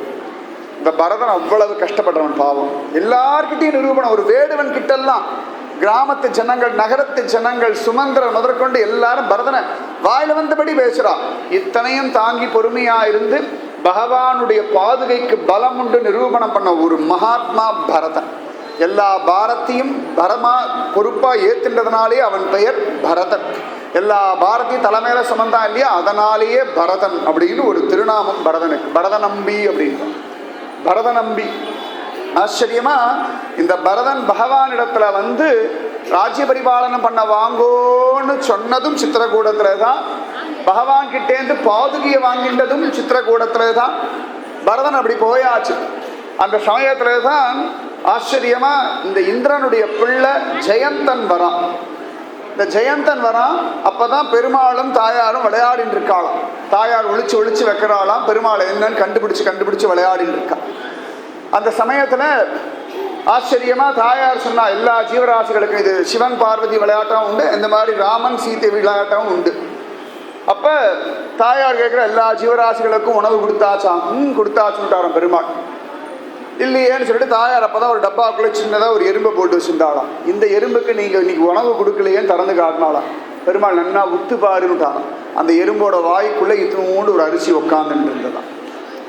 ரொம்ப விசேஷம். உலகத்துல யக்ஷ பிரசனம்னு உண்டு. அதுல அந்த யக்ஷன் கேட்கறது எறும்பை விட சிறியது எது அப்படின்னு. ரொம்ப கஷ்டம் பதில். யோசிக்காம சொல்றார் தர்மர், அதன் வாயில் இருக்கும் உணவு. எறும்புக்கு வாய் எத்தனோடு இருக்கும், அது வாய்க்குள்ள இருக்க உணவு அதை விட சின்னது தானே. ரொம்ப லாஜிக்கா பேசுவான். அதை மாதிரி பிறந்தும் அசைவற்று இருப்பது எது? பிறந்த பிறகு மூமெண்டே இல்லாம இருக்கிறது எது? யாருக்கா பதில் சொல்ல முடியாது. தர்மர் சொல்றார் முட்டை. பிறந்தாச்சு, அம்மாவோட கர்ப்பத்தையே வந்துடுத்தோம், ஆனா மூமெண்டே இல்லாம இருக்கு பாருங்க, அதுதான் அதிசயம். இதெல்லாம் தான் பகவானுடைய பெரிய லீலைகள். இத்தனையும் நம்ம பெரியவா கண்டுபிடிச்சிருக்கா பாருங்க, அதான் ரொம்ப வசதி. அப்ப உடனே தாயார் பார்த்துட்டு சுவாமி மன்னிச்சிடணும், உங்க பலம் எனக்கு புரிஞ்செடுத்து இனிமேல் உங்களை யாராவது இப்படி டெஸ்ட் பண்ணணும்னு வந்தான்னா அசுரனா போகட்டும்னு சொல்லிட்டா. அப்பதான் இந்த பாழா போன ஜெயந்தன் வந்தான். தேவையா? அப்பதான் இந்திரன் பிள்ளை ஜெயந்தன் நிஜமாவே ராமன் பரபிரம்மமா இல்லாட்டி மனுஷனா? ஏன்னா ராமனுடைய காரியங்கள்லாம் பார்த்தா மனுஷன் மாதிரியே இருக்கு. எந்த இடத்துலையும் பெருசா தான் தெய்வம்ன்ற மாதிரி காட்டிக்கவே இல்லாத ஒரு அவதாரம் ராமவதார். தான் தெய்வம் தான் அப்படின்னு நிரூபணம் பண்ண அவதாரம் கிருஷ்ணவதார். அப்ப ஜெயந்தன் வரவும் அவன் ராமனை பரிசோதனை பண்ணவன் வரவும் தாயார் இந்த சாபம் கொடுக்கவும் அவனுக்கு அசுர புத்தி வந்துடுத்து அவன் காக்கா வேஷம் போட்டுட்டு வந்தான். காக்காசுரன்னு பெயர். அதாவது ஜாதியை கொண்டு ஒருத்தன் அசுரன் அப்படின்லாம் சொல்றது கிடையாது. அவனுடைய குணத்தை கொண்டு, கர்மாவை கொண்டு தான் பிராமணனா, அசுரனா, ராட்சசனா எல்லாமே. சரியா பார்த்தா ராவணன் நன்னா சதுர்வேதம் தெரிஞ்ச பிராமணன், நல்லா சாமவேத கானம் பண்றதுல கெட்டிகாரன்.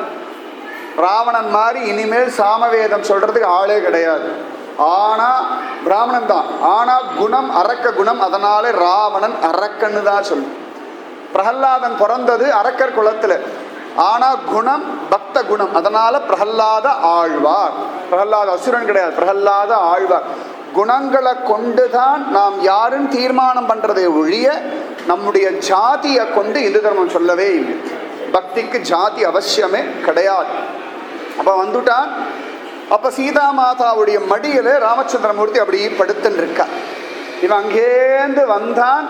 சீதா மாதா அப்படி கொத்தி கொத்தி கொத்தி கொத்தி காயப்படுத்துறான். சித்திர கூட திருப்ப சிறு காக்கை முளை தீண்ட அத்திரமே கொண்டெறிய அனைத்துலகும் திரிந்தோடி.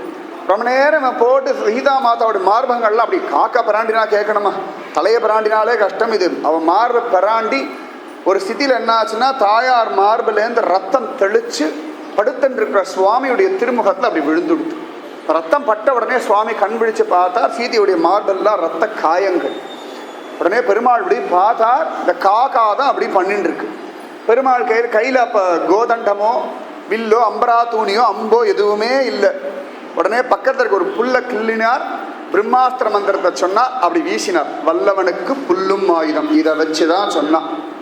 இந்த காலத்து எவனும் வல்லவனும் கிடையாது, புல்லும் ஆயுதம்லாம் புல்தடிக்கு பயில்வான். இன்னைக்கெல்லாம் வல்லவனே கிடையாது. எனக்கு தெரிஞ்சு வல்லவனுக்கு புல் அப்படின்னா ராமன் மட்டும்தான், வேற யாருக்குமே கிடையாது. அந்த புல்லை கிள்ளி அப்படி போட்டா அது பிரம்மாஸ்திர மந்திர பலம் துரத்துறதான். காக்காசுரனை அவன் எல்லா லோகத்துக்கும் சுத்துறான், எல்லா லோகத்திலையும் கதவை அடைச்சுட்டான். சரி, இந்திரலோகம் போனா எங்க அப்பா இருக்காருன்னு பார்த்தா இந்திரன் பாட்டா நீ எனக்கு பிள்ளையே வாசகை சாத்தி விட்டான். அவ்வளவுதான். எல்லாருமே சுயநலமே பிராதான்யமான மனுஷ கூட்டம். நம்மால பிரயோஜனம் இருக்க வரைக்கும் அம்மா அப்பா புள்ள பொண்ணு பொண்டாட்டி தாத்தா பாட்டி உடம்பு புண்ணா எடுத்து படுக்க படுக்க ஆகிட்டோம். வாயிலே வச்சு ஒழுகிண்டே இருக்கு, மூத்திரம் போயிட்டே இருக்கும், மலம் போயிட்டே இருக்கும். நம்ம உடம்ப சுத்தம் பண்ணோம்னா இருந்து உசுரை வாங்குறா. போய்த்து போனா தேவலையே பகவான் அழிச்சுட்டு போக மாட்டேங்கிறான்னு நம்ம காதுபட வாய் கூசாம பேசுற சுயநலமான கூட்டம் தான். மாற்றமே கிடையாது. நான் சொல்றது அதிகமா இருக்கும். சத்தியம் இதுதான், சத்தியம் இதுதான். இன்னைக்கு கிராமங்கள்லாம் அப்படிதான். ரொம்ப நாளாக யாராவது படுத்த படுக்கையா இருக்கா அப்படின்னா ஃபர்ஸ்ட் கிளாஸாக எண்ணெய் தேய்ச்சி குளிப்பாட்டி இளநீர் கொடுத்துருவாங்க. முடிஞ்சுது, சோழி முடிஞ்சிடும், அவ்வளோதான்.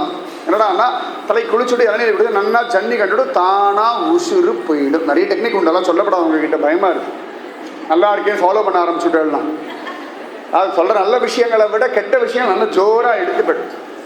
எங்கேயாவது யாராவது கிராமத்தில் இன்னைக்கு எண்ணெய் தேய்ச்சி குளிப்பாடுற தாத்தா இளநீர் கொடுக்கணும், உஷாராயிடுங்க, அந்த பக்கம் போயிடாதீங்க. அந்த பாவத்தில் உங்களுக்கும் பங்கு வந்துடும். எங்கள் தாத்தாவுக்கு இன்னைக்கு இளநீர்லாம் கொடுக்க போகிறாங்க, இந்த பசங்களை விளையாட்டுத்தனமா சொல்லும். நம்மளும் பரவாயில்லையே ஆசையோட பார்த்துட்டு நினைப்போம். விவரம் இதுதான், அதுக்காக சொல்லி வச்ச அந்த விவரத்தை. அந்த மாதிரி பயங்கரங்கள். அப்ப எல்லாரும் துரத்தி விட்டுட்டா, இந்திரனும் தள்ளி விட்டுட்டான். எங்க போகிறது எல்லாம் 7-14 சுத்திட்டானா. அத்திரமே கொண்டெறிய அனைத்துலகும் திரிந்தோடி. கடைசியில எங்கு போக முடியாது சொல்லி வித்தகனே ராமாவோ நின்னபயம் என்றழைப்ப. கடைசியில் அந்த காக்காசுரன் நேரம் வந்து அந்த அஸ்திரத்துல பயந்து போய் ராமன் கிட்ட வந்து விழுந்தான். விழுந்த பொழுது கூட ஒழுங்கா வேலையா ராமன் முன்னாடி காலை நீட்டின்னு விழுந்துட்டான். காக்கா ரூபத்திலே இருக்கான். காக்கா வந்து காலை வந்து சுவாமி முன்னாடி நீட்டின்னு விழுந்துடுத்து. அப்போ தாயார் பார்த்தா இவனுக்கு சரணாகதி கூட ஒழுங்கா பண்ண தெரியல அப்படின்னு சொல்லி அவன் தலையை திருப்பி ராமன் கால் பக்கத்துல போட்டாள். உடனே பெருமாள் சரி விடு அப்படின்ட்டான். அப்போ உடனே காக்கா கிட்ட கேட்டார், நான் போட்ட அஸ்திரம் வீண் போகாது, நீ முடிவு பண்ணிக்கோ. இந்த அஸ்திரத்தை நான் எப்படி உபயோகப்படுத்தலாம் நீ சொல்லு. உண்மையில பிரயோகம் பண்ணியாச்சு, இனிமேல் இந்த அஸ்திரத்தை எப்படி பிரயோகம் பண்ணணும் நீ சொல்லுன்னுட்டார். அப்போ காக்காவுக்கு ஒன்றும் புரியல. அதுக்கு வேண்டாத கூட்டத்தெல்லாம் சொல்லப்படாது. ஆந்த கூட்டத்து மேலே போடு, கோட்டான் கூட்டத்து மேலே போடுன்னு சொல்லதில்லை, புத்தி இல்லை. உடனே சொல்லிடுது ராமா பரவாயில்லையே ஒரு ஒத்த கண்ணை எடுத்துடுது. அப்போ அந்த அஸ்திரம் ஒரு கண்ணை எடுத்தால காக்கா இப்படி இப்படி பார்த்துட்டு இருக்கும். ஒத்த கண்ணு தான் அதுக்கு, ஒரு கண்ணு தெரியவே தெரியாது காக்காவுக்கு. இப்படி இப்படி இப்படி இப்படி பார்த்துட்டு இருக்குன்னா காக்கை சிறகினிலே நந்தலாலான்னு கண்ணனையும் நினைக்கலாம், ராமனையும் நினைக்கலாம். அதுதான் பாரதியார் காக்கை சிறகினிலே நந்தலாலான் இந்த கரியனிடம் தோன்றுதையே நந்தலாலா. அவர் கண்ணனா பார்த்துட்டார்.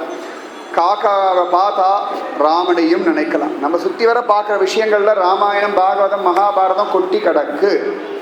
நம்ம எங்கள் காக்கா கத்தினா சொந்தக்கார ஒருவெல்லாம் துரத்தட்டில் இருக்கும், இல்லாட்டி ஏதான சார்த்த தண்ணிக்கு காக்கா வந்து சாப்பிட்டா எவ்வளோ போய் சாப்பிடலான்னு காக்கிறோம், அவ்வளோதானே ஒழிய மற்றபடி காக்காக்கு விலை இல்லை. எல்லாத்துலேயும் பாகவதம் மகாபாரதம் ராமாயண சம்பந்தம் உண்டு.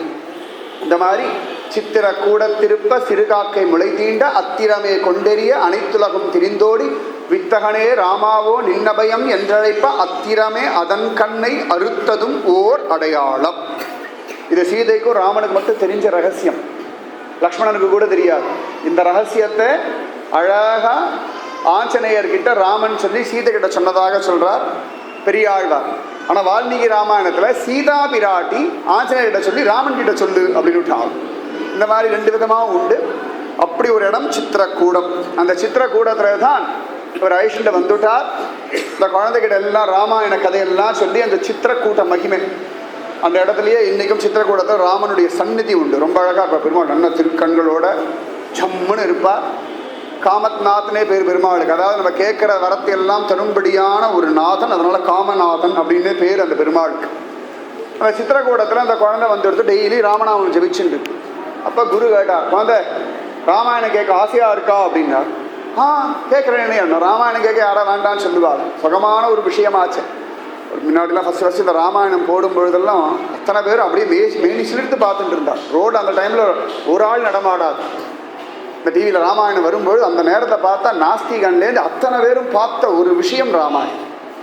அது நிஜமாவே அந்த பக்தி, அந்த ராமாயணத்துக்கு இன்றைக்கும் மவுசு உண்டு.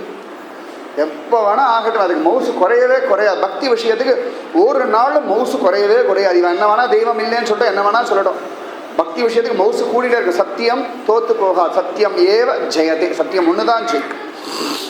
அழகாக அந்த குழந்தைக்கு ராமாயணத்தை சொல்கிறார். 24,000 ஸ்லோகம் காயத்ரி மந்திரத்துடைய வியாக்கியானம் தான் ஸ்ரீமத் ராமாயணம் அப்படின்னு சொல்கிறா. கூஜந்தம் ராம ராமேதி மதுரம் மதுராட்சரம் ஆருக்கிய கவிதா சாக்காம் வந்தே வால்மீகி கோக்கிரம். இந்த வால்மீகின்ற குயில் எப்போ பார்த்தாலும் ராமா ராமா ராமா ராமான்னு கூவிண்டே இருக்க, குயில் கூவுறது. அந்த மாதிரி இந்த ராமாயணத்தை இந்த குழந்தைக்கு சொல்கிறார். நன்னா கேட்குறான், ஆசை ஆசையாக கேட்குறான், ஜோராக கேட்டுருக்கான். ராமாயணத்தை தழைச்சி ஆஹா ராமன் இப்படி பண்ணாரா, ராமன் அப்படி பண்ணாரா, ராமன் காட்டுக்கு போனாரா, இந்த குலசேகர ஆழ்வார் இப்படி ராமாயணத்தில் தழைச்சி போய் அதுலேயே மயங்கி போய் கேட்டாரோ அதுபோல் இவனும் கேட்டுட்டே இருக்கான். ஆச்சரியம், அப்படி மயங்கி மயங்கி கேட்டுருக்கான். அப்போ ஆச்சரியமாக ஒரு சந்தர்ப்பத்தில் சித்திரக்கூடத்தை சேவிக்கிறதுக்கு இன்னொரு மகாத்மா வந்தான். சேஷநாத் அப்படின்னு ஒரு மகாத்மா வந்தான். அவர் பார்த்தார், இந்த பிள்ளையாண்டானை பார்த்தார். நன்னா விஷயம்லாம் படிச்சுக்கிறான், நன்னா ராமாயணம்லாம் தெரியறது.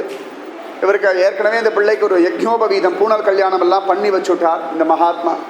அதனால் இந்த குரு கிட்ட கேட்டார், நான் அவனை காசிக்கு அழிச்சுட்டு போட்டுமா. வாரணாசி உத்தமமான ஒரு ஸ்தலம், காசியில் இறந்தா கேரண்டியாக முக்தி சத்தியம். ஏன்னா இறக்குறவா காதில் ஒரு பைத்தியம் ஓடி வந்து ராம் ராம் ராம் 3 வாட்டி சொல்லுமா. வேறு யாரும் இல்லை, அந்த பைத்தியம் ஸ்வயம் சிவபெருமான் தான். இன்றைக்கும் காசியில் பார்த்தோம்னா நிறைய பேர் திகம்பராளாக அலைவா, அதில் யாரோ ஒருத்தர் ஸ்வயம் சிவபெருமான் அகோரியாக தான் அலைகிறார். இன்னி வரைக்கும் நிறைய மகாத்மாக்கள் காசியில் சிவபெருமானை பிரத்யக்ஷமாக பார்த்துருக்காங்க. எத்தனையோ பேருக்கு கரெக்டாக காதில் ஓடி வந்து மந்திரத்தை சொல்லிடுவார். அதுவும் காசியில் இறங்கினோடனே அழகாக அந்த கங்கையில் ஒரு முக்கி அப்படியே அன்றைக்கே அவள் கட்டையில் சரிமா அன்றைக்கே சாம்பல் கொடுத்துருவா. இப்போல்லாம் அந்த இங்கெல்லாம் நம்ம ஊரெல்லாம் எலக்ட்ரிக் சுடுகாடு இருக்கு, காசிலலாம் அப்பயே அதில் காசியில் சமயத்தை அப்படியே கங்கைக்கு அர்ப்பணம் பண்ணிவிடுவான். இந்த நம்ம சரீரத்தை கொண்டு போட்டுடுவான். நம்ம ஊர் அரசியல்வாதிகள்லாம் கூட நிறைய பேருக்கு இந்து தர்மம்லாம் ஆகாது, ஆனால் கங்கையில் அஸ்தி கரைக்கிறது மட்டும் எல்லாருக்கும் முடியும். கங்கையில் அஸ்தி கரைச்சா தனக்கு ஒரு முக்தி அப்படின்னு சொல்லி எல்லாம் ஓடு விழுந்துடுச்சு. வெளில சொல்ல மாட்டா, எல்லா கதையும் எங்களுக்கு தெரியும். எல்லாம் அவா சொல்கிறது நாங்கள் சொல்லிவிடுவோம். ஏன்னா இவா ராமகதை இஷ்டத்துக்கு பேசுகிறா இல்லையா, அப்போ அவா கதையை சொல்கிறதுக்கு நாங்களும் ஒரு ஆள் வேணுமோன்னு அவள் பண்ணுற தப்புகள்லாம் சொல்கிறதுக்கு ஒரு தைரியம் ஒன்றும் இல்லையா. அவ்வளவு சிரேஷ்டம் இந்த கங்கா நதி. ஏன்னா பகவானுடைய திருவடி அலம்பின ஜலம், மும்மூர்த்திகள் சம்பந்தப்பட்ட ஒரு நதி கங்கா. பகவான் உலகளந்தான், பிரம்மதேவர் அவர் திருவடி அலம்பினார், அந்த ஜலத்தை சிவபெருமான் தலையில் தாங்கினார். அப்படி கீழே வந்த நதி இந்த கங்கா நதி. வாரணாசி அதுவும் சம்ஸ்கிருத பண்டிதர்கள்லாம் பிச்சு உதற ஒரு இடம்.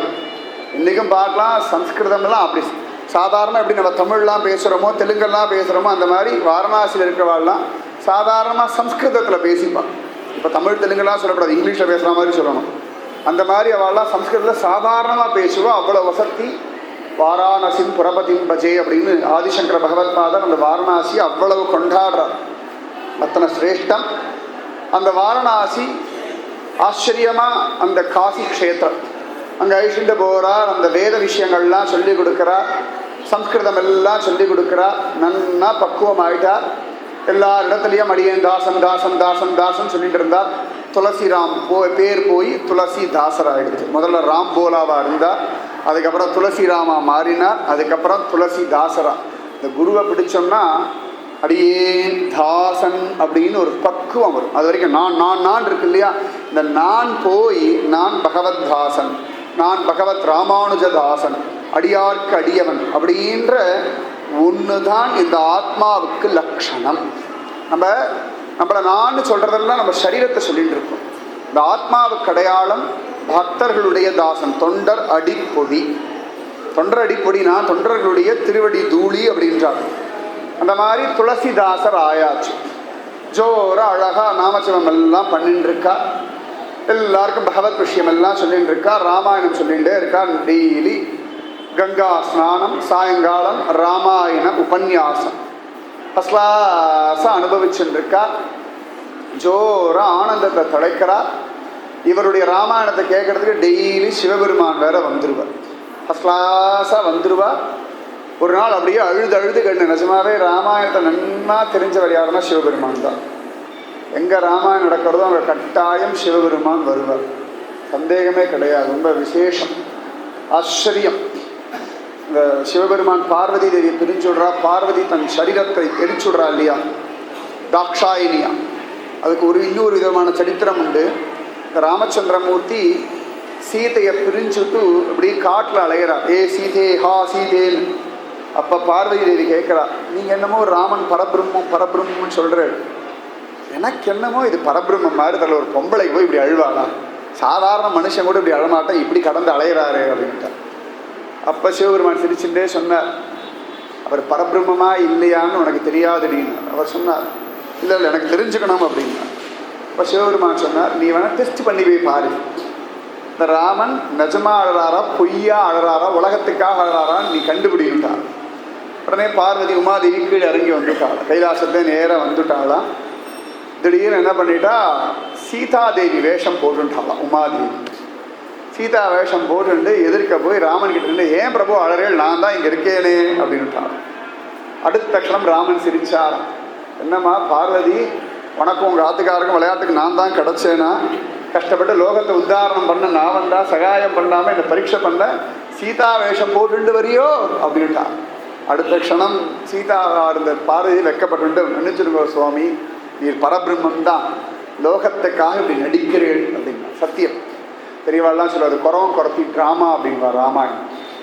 இந்த காலத்தை அவள்லாம் காணும். எனக்கு தெரிஞ்சு நான் பார்த்த ஒரு இடம் திருமலை திருப்பதியில் மட்டும்தான் குறவன் குறத்தி கூட்டமே நன்னா இருந்த ஒரு கூட்டம். அவளையும் எடுத்தாச்சு, நிம்மதியாக இருந்தா, கண்டதையும் குடிச்சுட்டு கண்டடத்தையும் வாழ்ந்துட்டு தெய்வத்தை நம்பிட்டு சௌக்கியமாக இருந்த கூட்டம். அவளையும் நாகரிகம் பண்ணுறோன்னு சொல்லி அவளையும் நாசம் பண்ணி தொலைச்சாச்சு. இந்த குறவன் குறத்திலாம் அந்த காலத்தில் என்ன பண்ணுவா, அவள் கிட்ட பணம் வாங்கணும்னா இந்த கூட்டமாக இருக்கிற இடத்துல போய் இந்த குறவன் குறத்தி ஆயிடுச்சுமே அடி அட்டின்னு அடிப்பான். சத்தம் மட்டும் நன்னா ஒரு வலிக்காது. அடிக்கிறத பார்த்து குறத்தி ஐயோ ஐயோ ஐயோ லபதிமோ லபதிமோ கத்துவா. இப்போ சுற்றி இருக்கவாள்லாம் கேட்பா, ஏன்பா குறவா அடிக்கிற அப்படின்னு. அது எங்கள் குடும்ப விஷயம், சும்மா இருங்கன்னு. உடனே குறத்தி, இந்த மனுஷன் என்கிட்ட பைசா கேட்குறேன், நான் என்ன பண்ணுவேன், ஊசி மணி பாசி மணி விற்று தானே வாங்கிட்டு இருக்கு, எல்லா பைசாவும் கேட்குறாருன்னு நம்ம மனசு கேட்காம ஆளுக்கு 5 10 கொடுப்போம். அதை அழகாக வாங்கிட்டு அது குறவன் போயிடுவான். கொஞ்ச நேரம் கழிச்சு இவளும் போய்டும், ஐயா நன்றி நன்றி நன்றி. அப்புறம் போனால் அடுத்த தெருவில் பார்த்தா 2 பேரும் தோல் மேலே கையை கொண்டு போவோம்.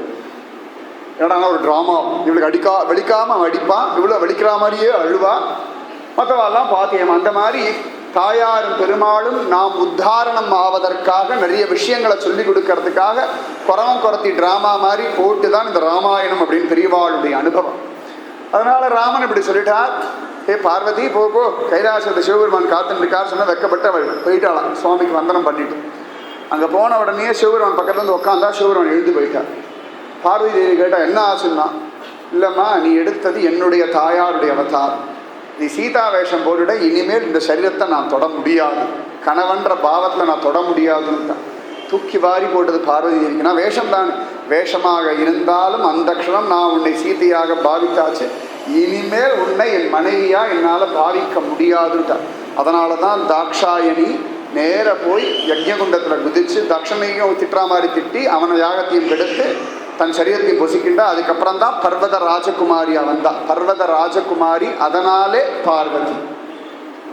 பர்வதராஜனா இமாலயம், அவனுடைய குமாரத்தியா பிறந்தனால தான் பார்வதி அப்படின்னு திருநாமம். நிறைய அர்த்தங்கள் உண்டு, எல்லாம் காரண பெயர். அந்த மாதிரி அத்தனை சிரேஷ்டம் இந்த ராமனும் இந்த வைபவமும். டெய்லி இவர் சொல்லிகிட்டே இருக்கார். சிவபெருமான் மயங்கி மயங்கி மயங்கி மயங்கி கேட்டுட்டே இருக்கார். ஒரு நாள் அழுது அழுது கேட்டுட்டு இருக்கார் சிவபெருமான். இவருக்கு ஒன்றுமே புரியல. சத்சங்கம் முடிஞ்சாச்சு, அப்போ கூட அழுதுண்டே இருக்கார். அப்போ இவர் துளசிதாசர் பக்கத்தில் போய் ஏன் இப்படி அழறேள் அப்படின்னா, அப்பா ராமாயணம் எத்தனையோ பேர் சொல்லி கேட்டிருக்கானா, நீ சொல்கிறது மனசு என்னமோ பண்ணுறதுப்பா அப்படின்ட்டார். உடனே இவர் பார்த்தா அது பகவானுடைய கதையுடைய பலம் அது அப்படின்னா, பகவானுடைய கதாபலம் இல்லை, உன்னுடைய ஸ்ரத்தை அப்படின்னார். அடுத்த க்ஷணம் சிவபெருமான் ஸ்வயம் சிவனாகவே காட்சி கொடுத்துட்டார். தூக்கி வாரி போடுது. உமாபதி பக்கத்தில் நிற்கிறார். அப்படி திருவடிகளை விழுந்தா. உமாபதி சொன்னார், நீ இவ்வளோ அழகா சொல்றியே, நீ ஒரு ராமாயணம் எழுதுன்னுட்டார். பிறகு தூக்கி வாரி போடுறது. வால்மீகி ராமாயணத்தை மீறி யார் எழுத முடியும்? ரொம்ப தைரியம் வேணும். வால்மீகி ராமாயணத்தை மீறி எழுதுகிற தைரியம் சில பேருக்கு தான் உண்டு. கம்பர் பக்தினாலே எழுதிட்டார். அதையும் ஒத்துக்கல. என்ன பாடுபடுத்திருக்கான் தமிழ்காரர், ரொம்ப நல்லவா. கம்பர் வரைக்கும் படுத்திருக்கார். கம்பருடைய ராமாயணத்தை அரங்கேற்றம் பண்ண விடாமல் அத்தனை தடை போட்டிருக்கா. கடைசியில் ரங்கநாதன் இடத்துல போய் அழுதார். ரங்கா, ராமாயண காவியத்தை நான் எழுதினது குற்றமானா? ஒரு குற்றமும் இல்லை. என்னடான்னா அதில் நரசிம்மனை பற்றி எழுதிடும், அதான் பிரச்சனை. பிரகலாத விஷயம் எழுதினது குற்றமா போயிடுத்து. அப்போ ரங்கன் சொன்னார், நம் சடகோபனை பாடினாயோ, பெருசா என் கதையை பேச வந்துட்டு ஏடானார். அதுக்கப்புறமா தான் கம்பன் சடகோப நூற்றந்தாதின்னு நம்மாழ்வாரை பற்றி பாடினார். அதுக்கப்புறமா தான் ஸ்ரீரங்கத்தில் ராமாயண காவியம் அரங்கேற்றமாயிடுச்சு. ரங்கநாயகி சந்நிதி எதிர்க்க ராமாயணம் அரங்கேற்ற மண்டபம் இன்னைக்கும் உண்டு. அத்தனை வசதி கம்பன் எழுதினது. அந்த பாடு துளசிதாசர் 500 வருஷத்துக்கு முன்னாடி தானே. கம்பன் அதுக்கு முன்னாடி ரொம்ப பழசாச்சு. அவ பார்த்தா சிவபெருமான் சொன்னார், நான் உனக்கு சொல்லித்தரேன். உனக்கு ஏற்கனவே தெரியும் ராமாயணத்துக்கு நிறைய வெரைட்டி உண்டு, நான் உனக்கு சொல்லித்தரேன்னு சொல்லிட்டேன். சரி சுவாமி அப்படின்னு ஒத்துனுட்டா. உடனே சிவபெருமான் உத்தரவு கொடுத்தா, நீ திரும்ப சித்திரக்கூடம் போ. நீ சித்திரக்கூடம் போ, அந்த இடத்துல நான் உனக்கு எல்லாம் சொல்லித்தரேன் அப்படின்னு சொல்ல அழகாக எழுத ஆரம்பிக்கிறார். ஒரு ராமநவமி அன்னைக்கு தான் இவர் ஸ்ரீமத் ராமாயணம் எழுத ஆரம்பித்தார். எப்படி எழுதுறனே தெரியாது. ராத்திரி தூங்கின்னு இருக்கார். சொப்பனத்தில் சிவபெருமானும் பார்வதியும் பேசுகிறார். சிவபெருமானும் அப்படிதான் ஆரம்பிக்கிறது. ராமச்சரித மானசம் முழுக்க முழுக்கவே சிவ பார்வதி சம்வாதம். பார்வதி கேள்வி கேட்பா, சிவபெருமான் பதில் சொல்லுவான். அப்படி ஒரு ராமாயணம் முழுக்க முழுக்க இந்த துளசிதாசுடைய துளசி ராமாயணம் நம்ம சொல்லுவோம். சரியா? ராம் சரித மானஸ். மானசம்னா ஏரி, மானசரோவர்னு இந்த கங்கோத்திரியோடது. அந்த மாதிரி மானசரோவர் ராமனுடைய சரிதத்துடைய ஏரி இது. எல்லாரும் முங்கி குளிக்கலாம் அப்படின்படியா ராமச்சரித மானஸ் அழகா எழுத ஆரம்பிச்சார். ஒவ்வொரு நாளும் சொப்பனத்தில் சிவபெருமானும் பார்வதியும் பேசுவா. அதை பார்த்துட்டு அப்படியே எழுதுறார். முதல்ல சம்ஸ்கிருதத்தில் எழுதி வைக்கிறார். ஒவ்வொரு நாளாக அந்த கிரந்தம் காணாமல் போயிட்டே இருக்கு. ஏன்னா சம்ஸ்கிருதம்லாம் ஏற்கனவே எழுதியாச்சே. அப்போ சிவபெருமான் ஒரு நாள் சொப்பனத்தை சொன்னார், ஹிந்தி பாஷையில் எழுது.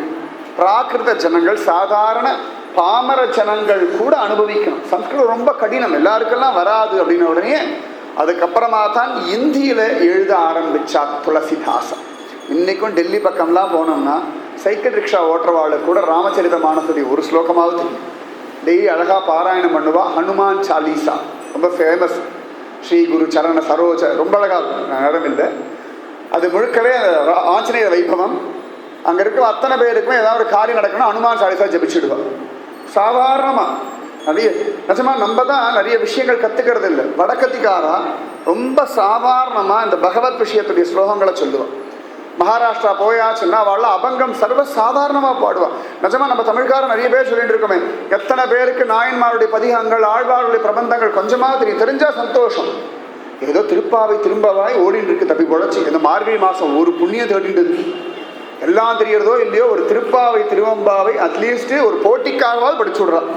அது ஒன்று தான் தெரியுமே. மற்ற எத்தனையோ கொட்டி கிடக்கு தமிழில். தெய்வத்தமிழ் தெலுங்குல நிறைய இருக்கு. தியாகராஜ கீர்த்தனை எத்தனை பேர் தெலுங்கார, எத்தனை பேர் தியாகராஜ கீர்த்தனை. நீங்கள் பெருசாக சங்கீதமாக தெரிஞ்சுக்க வேண்டாம். அந்த கானங்கள் அன்னமாச்சாரிய கீர்த்தனையெல்லாம் அப்படி மனசை போட்டு உருக்கி எடுக்கும், உலுக்கி எடுக்கும். நிறைய உண்டு. அதில் வடக்கத்திக்காரா ஒத்துண்டு தான் ஆகணும். மகாராஷ்டிர தேசத்துக்கார அபங்கம் ஜோராக பாடுவான். அவள் பெருசாக ராகம் தாளம் பல்லவிலாம் தெரியாது. ஆனால் துக்காராம் அபங்கம், நாமதேவர் அபங்கம் ஜோராக பாடுவாள். ஒரிசா பக்கம் போயாச்சுன்னா ஒரு சாதாரண ஒரு மெட்டில் அவள் ஒரு அஷ்டபதி பாடுவாள். ரொம்ப அழகாக இருக்கும். பக்தி பகவத் விஷயங்கள் தெரிஞ்சுக்கிறதுல நமக்கு அந்த ஊற்றம் வேணும். ஊற்றம் இருந்தால் நிச்சயமாக வரும். இந்த துளசிதாசர் அழகா ஹிந்தி பாஷையில் எழுத ஆரம்பிச்சுட்டார் ஜோரா. ஒவ்வொரு நாளும் எழுதுறார். 2 வருஷம் 6 மாசம் 26 நாள் எழுதுறார். எழுதுறாருன்னா அனுபவிக்கிறார். ஒவ்வொரு நாள் ராத்திரி சிவபெருமானும் பார்வதி இந்த அனுபவத்தை கொடுத்துருவா. அடுத்த நாள் காதல கடன்னு எழுதுவார். இப்படியே எழுதி எழுதி எழுதி ஜோரா எழுதியாச்சு.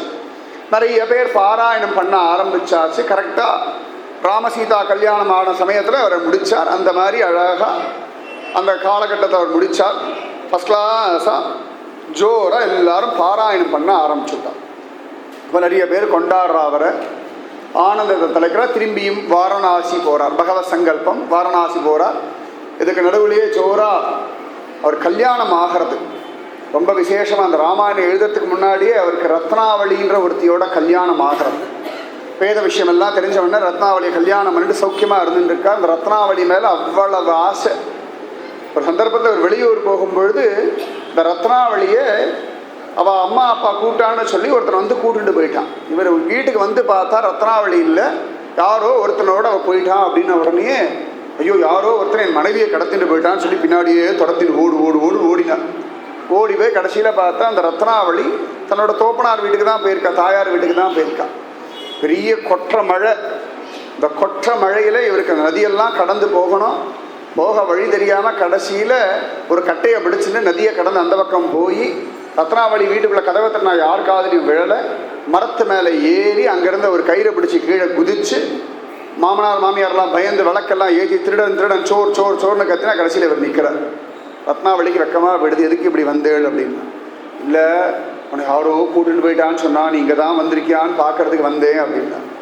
ரத்னாவளி சிரிச்சா, என்னமோ நீ தான் என்னோட ரக்ஷகன் நினப்பா. உமக்கு நான் தூங்கிட்டு இருக்கும்பொழுது நீயா என் பக்கத்தில் உட்காந்து காப்பாற்றின்னு இருக்கா. ஓய் பிராமணா, இல்லாட்டி ஏதோ நீ சாப்பாடு போடுறதுனால அந்த சாப்பாட்டு பலத்தில் நான் ஜீவிக்கிறேன்னு நினச்சியா? உன்னையும் என்னையும் ரட்சிப்பவன் ராமன். சகல ஜீவராசினை ரட்சிக்கிறதுக்கு கோதண்டபாணியா சுவாமி இருக்கா. நீ என்னமோ நீதான் ரக்ஷகன் நினைக்கிறியே. ஒரு கால் எனக்கு மரண சமயம் வந்துடுத்துனா யமதர்மராஜன் இடத்துல போராடி நீர் தான் என்னை நிறுத்தி வைப்பீரா, இல்லாட்டி உண்மைத்தான் நான் நிறுத்தி வைக்க முடியுமா? ஏதோ பூர்வ ஜென்ம பந்தம், கணவன் மனைவின்னு வாழ்க்கை ஓடின்னு இருக்கு. என்னமோ என் சரீரத்து மேலே இத்தனை அபிமானம் கொண்டு ஓடி வந்தீரா, வெக்கமா இல்லையான்னு தூக்கி வாரி போடுறது. சரி, எப்படி வந்தீர்னார்? கயிறு தொங்குறது அதை பிடிச்சிட்டு வந்தேன்னா. எங்கே கயிறுன்னு பார்த்தா இவாத்து பக்கத்தில் ஒரு மரம் நிற்கிறது. தெருவில் இருக்கிற மரம், அதோட ஒரு களை இப்படி உள்ளுக்குள்ளே வந்திருக்கு. அதில் கயிறு தொங்குறதே பிடிச்சி வந்திருக்கா. கடைசியில் கருணாக பாம்பு அது மழைக்கு பயந்து தலைகீழே தொங்கிட்டு இருக்கு. இதே மாதிரி சரித்திரம் பில்வமங்கலர் லீலாசுகர் சரித்திரத்தையும் சொல்கிறது உண்டு. இவருக்கு அப்படி தான் உண்டு. நடுங்கி போயிட்டா, ஐயோ இதை பிடிச்சின்னா நான் கீழே இறங்கினேன் அப்படின்னா. உடனே ரத்னாவளி சிரிச்சா, காமத்தோட பலம் இது பாம்புன்னு கூட தெரியல. சரி, ஏதோ கட்டையை பிடிச்சிட்டு நதியை கடந்தின, அந்த கட்டையும் பார்க்கலாம் வாருன்னு அழிச்சுட்டு போனா. கொற்ற மலையில் அழிச்சுட்டு போய் பார்த்தா அழுகி போன ஒரு பொணம். அதை கட்டைன்னு நினச்சின்னு பிடிச்ச நாடுறது. இவர் கொமட்டின்னு வாங்கி கேட்கும் போதே நமக்கு என்னமோ பண்ணுறது. அதை கட்டி பிடிச்சின்னு வந்திருக்கார். இவர் நடுங்கிறார், இதான் உங்களுடைய கட்டை அப்படின்னா. அவருக்கு என்ன பதில் சொல்கிறதுன்னு தெரியலை. அப்போ ரத்னாவளி சிரிச்சுட்டே சொன்னால், என்னையும் இப்படி விட்டால் இதுவும் இப்படித்தான் ஆகும், இதுக்குத்தானா இந்த ஆளா அலஞ்சீர் அப்படின்னு. இது மனசுக்குள்ள ஒரு உத்வேகத்தை கொடுத்துடுது. அன்னைக்குலேருந்து தான் அந்த ராமன் மேலே இன்னும் தீவிரம் வந்தது. அதுக்கப்புறமா தான் சிவபெருமானம் தூண்டி விட்டால் ராமாயணம் எழுத ஆரம்பித்தான். ஒரு ஸ்திரீ நினச்சா ஒருத்தனை வீழ்த்தவும் முடியும், ஒருத்தனை வாழ வைக்கவும் முடியும். ஒரு ஸ்திரீக்கு அத்தனை ஒரு பலம் உண்டு. ஆவதும் பெண்ணாலே, அழிவது வேண்டாம் சொல்ல வேண்டாம், நிறைய உதாரணங்கள் இருக்கு. ஆவதும் பெண்ணாலே. திருமங்கை மன்னன் தூர்த்தனா, பொறுக்கி, சரியான வார்த்தை தூர்த்தனா பொறுக்கின்னு அர்த்தம். அப்படி இருந்தவர் திருமங்கை ஆழ்வாரா மாறினார் அப்படின்னா குமுதவல்லின்ற ஒரு பெண்ணாலே தான். ஆவதும் பெண்ணால். நிறைய இடங்கள்ல இந்த உதாரணங்கள் காண கிடைக்கிறது. சிந்தாமணின்ற ஒரு விபச்சாரி தான் அவளிடத்துல ஆசை கொண்ட பில்வமங்கலரை லீலாசுகரா மாற்றி கிருஷ்ணலீலா கிருஷ்ண கர்ணாமிருத்தம்னு எழுத வச்சுட்டான். அவ்வளவு வசத்தி. அந்த மாதிரி இவர் ஒரு ஸ்திரீனுடைய ஆசையில வசப்பட்டு மீண்டு வந்தவர். திருமங்கை ஆழ்வார் போல மீண்டு வந்தவர் இந்த துளசிதாசன். அழகா எழுதியாச்சு இந்த ராமச்சரித்த மானசத்தை. வாரணாசி போனார். அந்த இடத்துலையும் நிறைய பேர் அதை ஒத்துண்டா. நிறைய பேருக்கு இதெல்லாம் பிடிக்கலை. சம்ஸ்கிருதம்லாம் விட்டுட்டு இதை போய் எழுதுறாரு, இதெல்லாம் ஒரு விஷயமா, இதெல்லாம் மற்றவாள்லாம் பாடுறா, இது ராமாயணம் இல்லை எல்லாம் சொன்னான். இவர் எதுக்கும் கவலைப்படலை, எல்லாம் ராமனிஷ்டம்னு விட்டுட்டா. நிறைய ஜனங்கள் எல்லாருக்கும் சுலபமாக இருந்தது இந்த ராமச்சரித்த மானசம். கடுமையான சம்ஸ்கிருதம் எல்லாம் இல்லாமல் எல்லாருக்கும் சொல்லும்படியான ஹிந்தி பாஷை, ராஷ்டிர பாஷா இல்லையா? நம்மளை தான் கெடுத்தா. தமிழ்நாட்டுக்காரா மட்டும்தான் இந்த ஹிந்தி தெரியாமல் மாட்டி முடிக்கிற கூட்டம். தமிழ்நாட்டை தாண்டி ஆச்சுன்னா அத்தனை ஸ்டேட்டில் இருக்கிறவாளுக்கு ஹிந்தி நன்னா தெரியும். ஆனால் அவள் என்னமோ பழச்சுட்டா, ஹிந்தி வேண்டாம் ஹிந்தி வேண்டான்னு சொல்லி சொல்லி மற்றவாளை முட்டாளாக்கின கூட்டம் எல்லாம் இன்னைக்கு பார்லிமெண்ட்டில் சௌக்கியமாக ஹிந்தி பேசிட்டு இருக்கா. குடும்பமாக ஹிந்தி பேசிட்டு இருக்கா. நமக்கு ஹிந்தி வேண்டாம்னு சொல்லி தமிழ்காரன் நம்ம ஒன்று இங்கே விட்டால் வெளிநாடு ஓடும்படியான நிலைமையில் இருக்கோமே ஒழிய வெளியூர் போக முடியறது இல்லை, கஷ்டம். ராஷ்டிர பாஷை. நானும் இந்திய பிரச்சாரம் பண்ணுற நினச்சிக்க வேண்டாம், அப்படியே பிரச்சாரம் பண்ணாலும் தப்பில்லை, நம்ம ஊர் பாஷை தான். பாரத பூமியுடைய அத்தனை பாஷையும் வசக்தி தான். இந்தியா இருக்கட்டும், தெலுங்கா இருக்கட்டும், கன்னடமாக இருக்கட்டும், மலையாளமாக இருக்கட்டும், மகாராஷ்டிர மராட்டியாக இருக்கட்டும், ஒரிசாவாக இருக்கட்டும், எதுவாக வேணால் இருக்கட்டும், பாரத தேசத்துடைய அத்தனை பாஷைகள்லையும் மகாத்மாக்களுடைய உத்தமமான பகவத் விஷயங்கள் இருக்கு. எல்லா மொழியும் வசந்தது தான். பாஷை 4-5 பாஷை தெரிஞ்சுக்கிறதுனால ஒன்றும் வீண் போயிட மாட்டோம். நல்லா ஈஸியாக உலகத்தில் ஜெயிக்கலாம், பிழைக்கலாம். தமிழை வேண்டான்னு யாருமே சொல்லலை. இன்னைக்கு தமிழை பற்றி பேசுகிறவாளுக்கெல்லாம் தமிழ் விரோதிகள். யார் தமிழை பற்றி பேசுகிறோம்? தெய்வம் இல்லைன்னு வேணால் தமிழ் மட்டும் வேணுமா? தமிழில் தெய்வத்தை எடுத்து போட்டுட்டோம்னா திருக்குறள் படிக்க முடியாது, பிரபந்தம் தோது போயிடும், நாயன்மார்கள் பதிகங்கள் இதெல்லாம் விட்டுட்டு ஒரு தமிழை பார்க்க ரொம்ப கன்றாவியாக இருக்கும். தெய்வத்தை பற்றி தான் தமிழ் நிறையவே பேசியிருக்கு. ஆனால் தெய்வத்தை ஆதி பகவான் முதற்றே உலகம்னா திருவள்ளுவர் அப்பா பேர் ஆதி, அம்மா பேர் பகவான் மாற்றி விட்டுட்டார். அப்படிலாம் கிடையவே கிடையாது. ஆதி பகவன் சொல்றது விஷ்ணு, ஆதி மூலமே ஆதி பகவன், கடவுள் வாழ்த்து தான் ஆரம்பமே. அதை மட்டும் விட்டுட்டு திருக்குறள் எடுத்துப்பாங்க. என்ன அநியாயம் எங்களுக்கு புரியல. திருவள்ளுவருக்கு பூனெல்லாம் உண்டு, அவருக்கு தாடியெல்லாம் கிடையாது. நீங்கள் பார்க்குற இன்னைக்கு பார்க்குற திருவள்ளுவரே கிடையாது. சத்தியம். திருவள்ளுவர் ஜாதினே உண்டு. அவருக்கு ஜோசியம் எல்லாம் நன்னா தெரியும், ஜாதகம் எல்லாம் நன்னா பார்ப்பா. எல்லாத்தையும் மாற்றி அவருக்கு ஒரு தாடியை வச்சு அவரை நிற்க வச்சு அவர் மேலே ஒரு அங்கவஸ்திரத்தை போட்டு அப்படி ஒரு திருவள்ளுவர் கிடையவே கிடையாது. நான் சொல்கிறது பொய்யா இல்லை, நீங்கள் ஆராய்ச்சி பண்ணி பாருங்க, சத்தியமாக தெரியும். நம்ம பார்க்குற திருவள்ளுவரே கிடையாது. அத்தனை ஆச்சரியமான திருவள்ளுவர், அவ்வளவு விசேஷம், அத்தனை வசதி. நிறைய விஷயங்கள் மாற்றிட்டான். பாஷைகள் ரொம்ப விசேஷம். பாஷை நிறைய தெரிஞ்சுக்கிறதுனால தப்பே இல்லை. இங்கிலீஷ் தெரிஞ்சுட்டு அவன் உலகத்தில் போராடுறதுக்கு, மற்ற பாஷைகள் தெரிஞ்சுன்னா நம்ம இந்தியாவில் போராடுறதுக்கு நமக்கு எல்லாம் அதுக்கு முதல்ல நம்முடைய தாய்மொழி மேலே நமக்கு மரியாதையும் அபிமானமும் நம்பிக்கையும் ஆசையும் அன்பு வேணும். மாத்திருபாஷையை விட்டுட்டு ஜெயிச்சவன் எவனும் கிடையாது. மாத்திருபாஷையினால வீணா போனவன் எவனும் கிடையாது. நன்னா ஞாபகம் வச்சுக்கோங்க. தாய்மொழியினால வீணா போனவன் ஒருத்தரும் கிடையாது. அவ்வளவு வசதி. எதுக்கு இத்தனையும் சொல்றேன்னா, துளசிதாசருடைய இந்திக்கு அத்தனை எதிர்ப்பு இருந்து, ஆனாலும் அதையும் தாண்டி நிறைய பேர் படிச்சு ஜோரா கொண்டாட ஆரம்பிச்சுட்டான். நிறைய பேர் படிக்கிற ஒரு பெரிய மடம் வந்தாச்சு, நிறைய சிஷ்யர்கள் சேர்ந்தாச்சு, நிறைய தனம் எல்லாம் இருக்கு. அப்போ ஆனந்தமாக சில திருடர்கள்லாம் பார்த்தா இவர் மடத்துக்குள்ளே நுழைஞ்சா நிறைய பணம் கொள்ளையடிக்கலாம், நிறைய பொருள் மூட்டையாக அரிசி காயெல்லாம் இருக்குது, இதெல்லாம் கொள்ளையடிக்கலாம்னு சொல்லி 2 திருடர்கள் வந்துட்டார். ராத்திரி அழகாக பார்த்தா இவன் அப்படி இப்படின்னு தேடிட்டே இருந்தால் சாவி கிடைக்கல. அப்போ ஒருத்தர் அப்படி தட்டி எழுப்பினா, எங்கடா சாவி இருக்குன்னா அவர் இருந்தாப்பா அப்படி எடுத்து கொடுத்தார். ஒருத்தர் அழகாக திறந்தெல்லாம் கொடுத்தா, ஜோரா மூட்டையெல்லாம் எடுத்து கொடுத்தான். எல்லாத்தையும் மூட்டை கட்டிண்டா. அவளுக்கு தூக்க முடியல, யார் எழுப்பினாலும் அவனே தூக்கி தலை மேலே வேறு வச்சு கொடுத்தான். சௌக்கியமாக சந்தோஷம், நீ நன்னாருன்னு சொல்லிட்டு ஆசீர்வாதம் பண்ணி கிளம்பிட்டாச்சு. 2 திருடர்களும் போயாச்சு. அழகாக ஊர் எல்லையை தாண்ட முடியல. இந்த ஊர் எல்லை வாசலில் எங்கே போனாலும் 2 பேர் நிற்கிறான். கையில் குண்டாந்தடியை வச்சுட்டு 2 பூதம் நிற்கிறது. ஒரு கருப்பு பூதம், ஒரு வெளுப்பு பூதம்.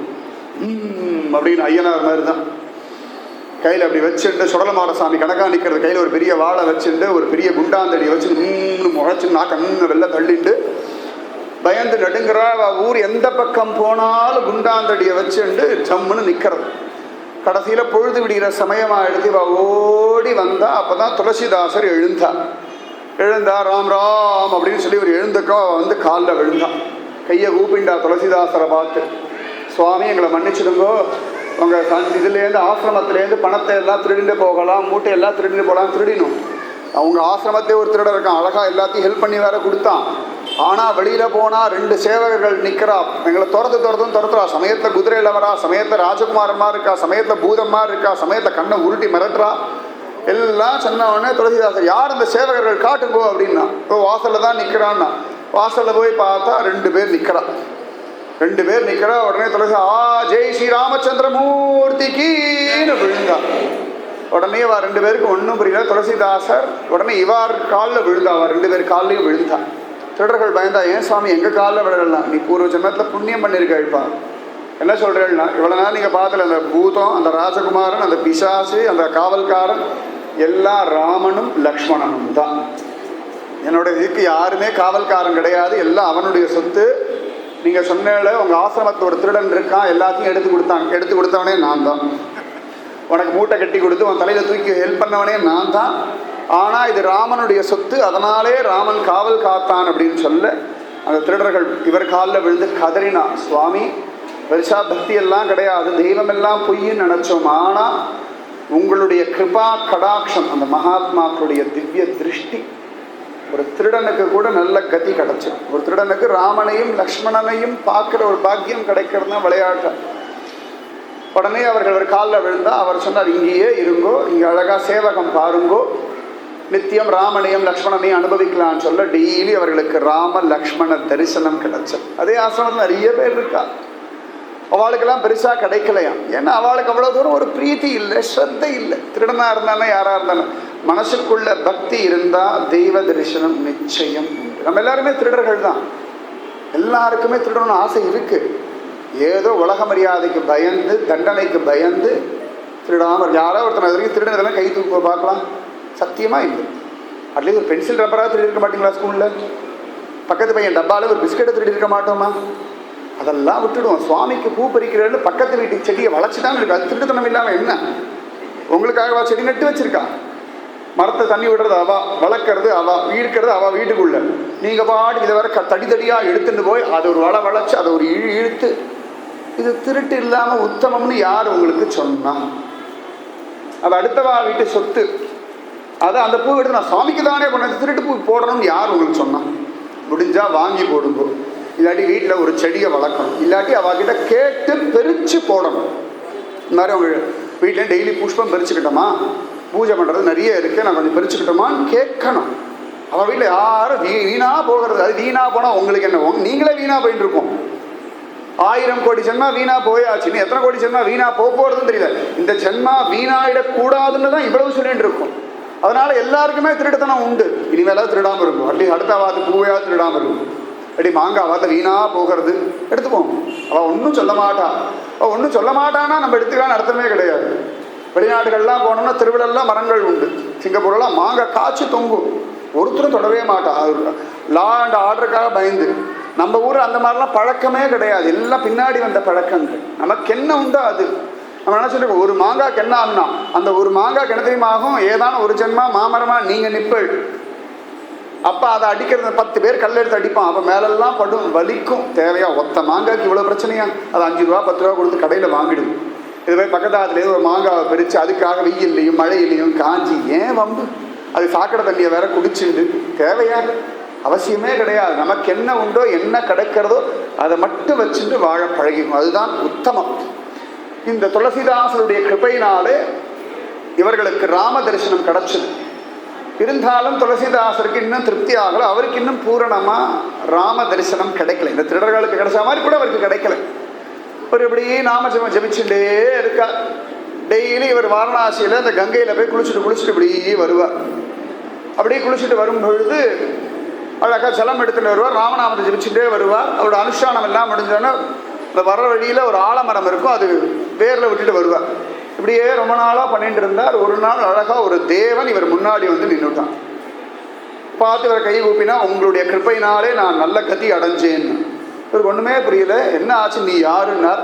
நான் இந்த ஆலமரத்தில் ஒரு பிசாசு, பூர்வ ஜென்ம பாபத்தினாலே பிசாசா அந்த மரத்து மேலே உட்காந்துன்னு வரவா போடலாம் பயந்து கொடுத்துட்டு தான் உங்களை ஒன்றும் பண்ண முடியல. ஆனால் டெய்லி நீங்கள் ராமநாமம் ஜெபிச்சு விட்டு இந்த கங்கையில் போய் அனுஷ்டானம் விட அந்த மீதி ஜலத்தில் விடுவேலை. அப்போல்லாம் நான் கீழே வந்து உட்காந்துப்பேன், அந்த ஜலம் என் மேலே பட்டு பட்டு பட்டு பட்டு பட்டு பட்டு என் பாவங்கள் எல்லாம் நஷ்டமாச்சு. இன்றைக்கி நல்ல கதி அடைஞ்சேன். உங்களுக்கு ஏதான நான் ஒத்தாசை பண்ணணும், உங்களுக்கு என்ன வேணும்னு சொல்லுங்கோ அப்படின்னு. அப்போ துளசிதாசர் சொன்னார், நான் என்னப்பா கேட்குறேன், உன்னை பார்த்தா தேவன் மாதிரி இருக்கு, எனக்கு ராம தரிசனம் கிடைச்சா தேவலையேப்பான் அப்படின்னா. உடனே அவன் பார்த்து கை கூப்பினா, நீங்கள் என்கிட்ட போய் கேட்குறேன், நீங்கள் திருடனுக்கே ராம தரிசனம் பண்ணி வச்சேன். அவர் சொன்ன, அதெல்லாம் ராமனுடைய கிருப்பை, என் பலம் இல்லை, எனக்கு நன்னா ராமனை ஆசையாக அனுபவிக்கணும், நன்னா பார்த்து அனுபவிக்கணும்னு ஆசையாக இருக்குன்னார். அப்போ அந்த தேவன் சிரிச்சுட்டே சொன்னான், டெய்லி உங்கள் ராம கதை கேட்குறது எல்லாரும் வராளு. ஆமாம். அது ஒரு வயசானவர் வர்றான். ஆமாம். எல்லாருக்கும் முன்னாடியும் வராரா? ஆமாம். எல்லாரும் போனதுக்கப்புறம் போகிறாரா? ஆமாம். அவரை பிடிங்கோன்னு இவர் சரின்னு பார்த்தா ஒரு தாத்தா கொண்டு இப்படி வந்து உட்காந்து முன்னாடி வந்து முன்னாடியே உட்காராரு. எத்திர எத்திர ரகுநாத கீர்த்தனம் தத்திர தத்திர கிருத்தமஸ்த காஞ்சலி பாஷ்பவாரிம் பரிபூர்ணலோச்சனம் மாருதிம் நமத ராட்சசாந்தகம். இன்னைக்கு எங்கேயாவது ராமாயணம் பாராயணம் நடக்கிறது அப்படின்னா இந்த ராமாயணம் புஸ்தகம் வச்சிருக்கா பாருங்க, அதுக்கு முன்னாடி இந்த பக்கம் யாராவது உட்காந்து பாராயணம் பண்ணானா அதுக்கு நேரத்துக்கு யாரும் உட்கார மாட்டான். ஏடான்னா அது மாருதியுடைய இடம். மருதம் அப்படின்னா காற்று, வாயுதேவனுடைய குமாரன், அதனாலே மாருதி. அஞ்சனாவுடைய புத்திரன், அதனாலே ஆஞ்சநேயன். ஹனுனா தாடை, இந்த தாடையில் அடி வாங்கின தடயம் இருக்கிறதுனாலே ஹனுமான். இந்திரன் கொண்ட வஜ்ராயுதனால் அடித்து தாடையில் ஒரு தழும்பு, அதனாலே ஹனுமான். அப்படி நிறைய திருநாமங்கள் ஆஞ்சநேயர். ஆச்சரியம், ஸ்வயம் சிவபெருமான் தான் ஆஞ்சநேயர். சிவபெருமான் தான் ஆஞ்சநேயரா அவதாரம் பண்ணி ராமன் ராவணனை வதம் பண்ணுறதுக்கு சகாயம் பண்ணார். சிவ அம்சம் தான் ஆஞ்சநேயர். ஆஞ்சநேயர் மூல நட்சத்திரம் தான். அந்த ஆஞ்சநேயர் தான் டெய்லி வந்து உட்காந்து ரோம் ரோம் ரோம் அழுது அழுது கதை கேட்பார். எத்திர எத்திர ரகுநாத கீர்த்தனம். பகவான் ராமன் மோட்சத்துக்கு கிளம்புறார் வைகுந்தத்துக்கு. அப்போ பகவான் சொல்கிறார், ஆஞ்சநேயவா நீயும் வா, நீ இருந்தால் ஜாலியாக ராமாயணம் பேசிட்டு இருக்கலாம் அப்படின்னு. ஆஞ்சநேயர், நான்லாம் வரமாட்டேன் சுவாமி. ஐயா வைகுந்தம் தண்டமான ஒரு இடம், அதுக்கு போய் மனுஷன் வருவானான்னு.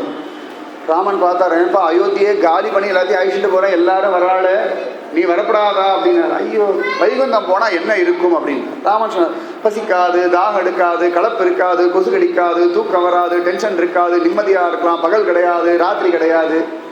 இவர் சொன்னார், அது மாதிரி தான் நான் இங்கே இருக்கேன், எதுக்கு அங்கே வரணும் அப்படின்ட்டு.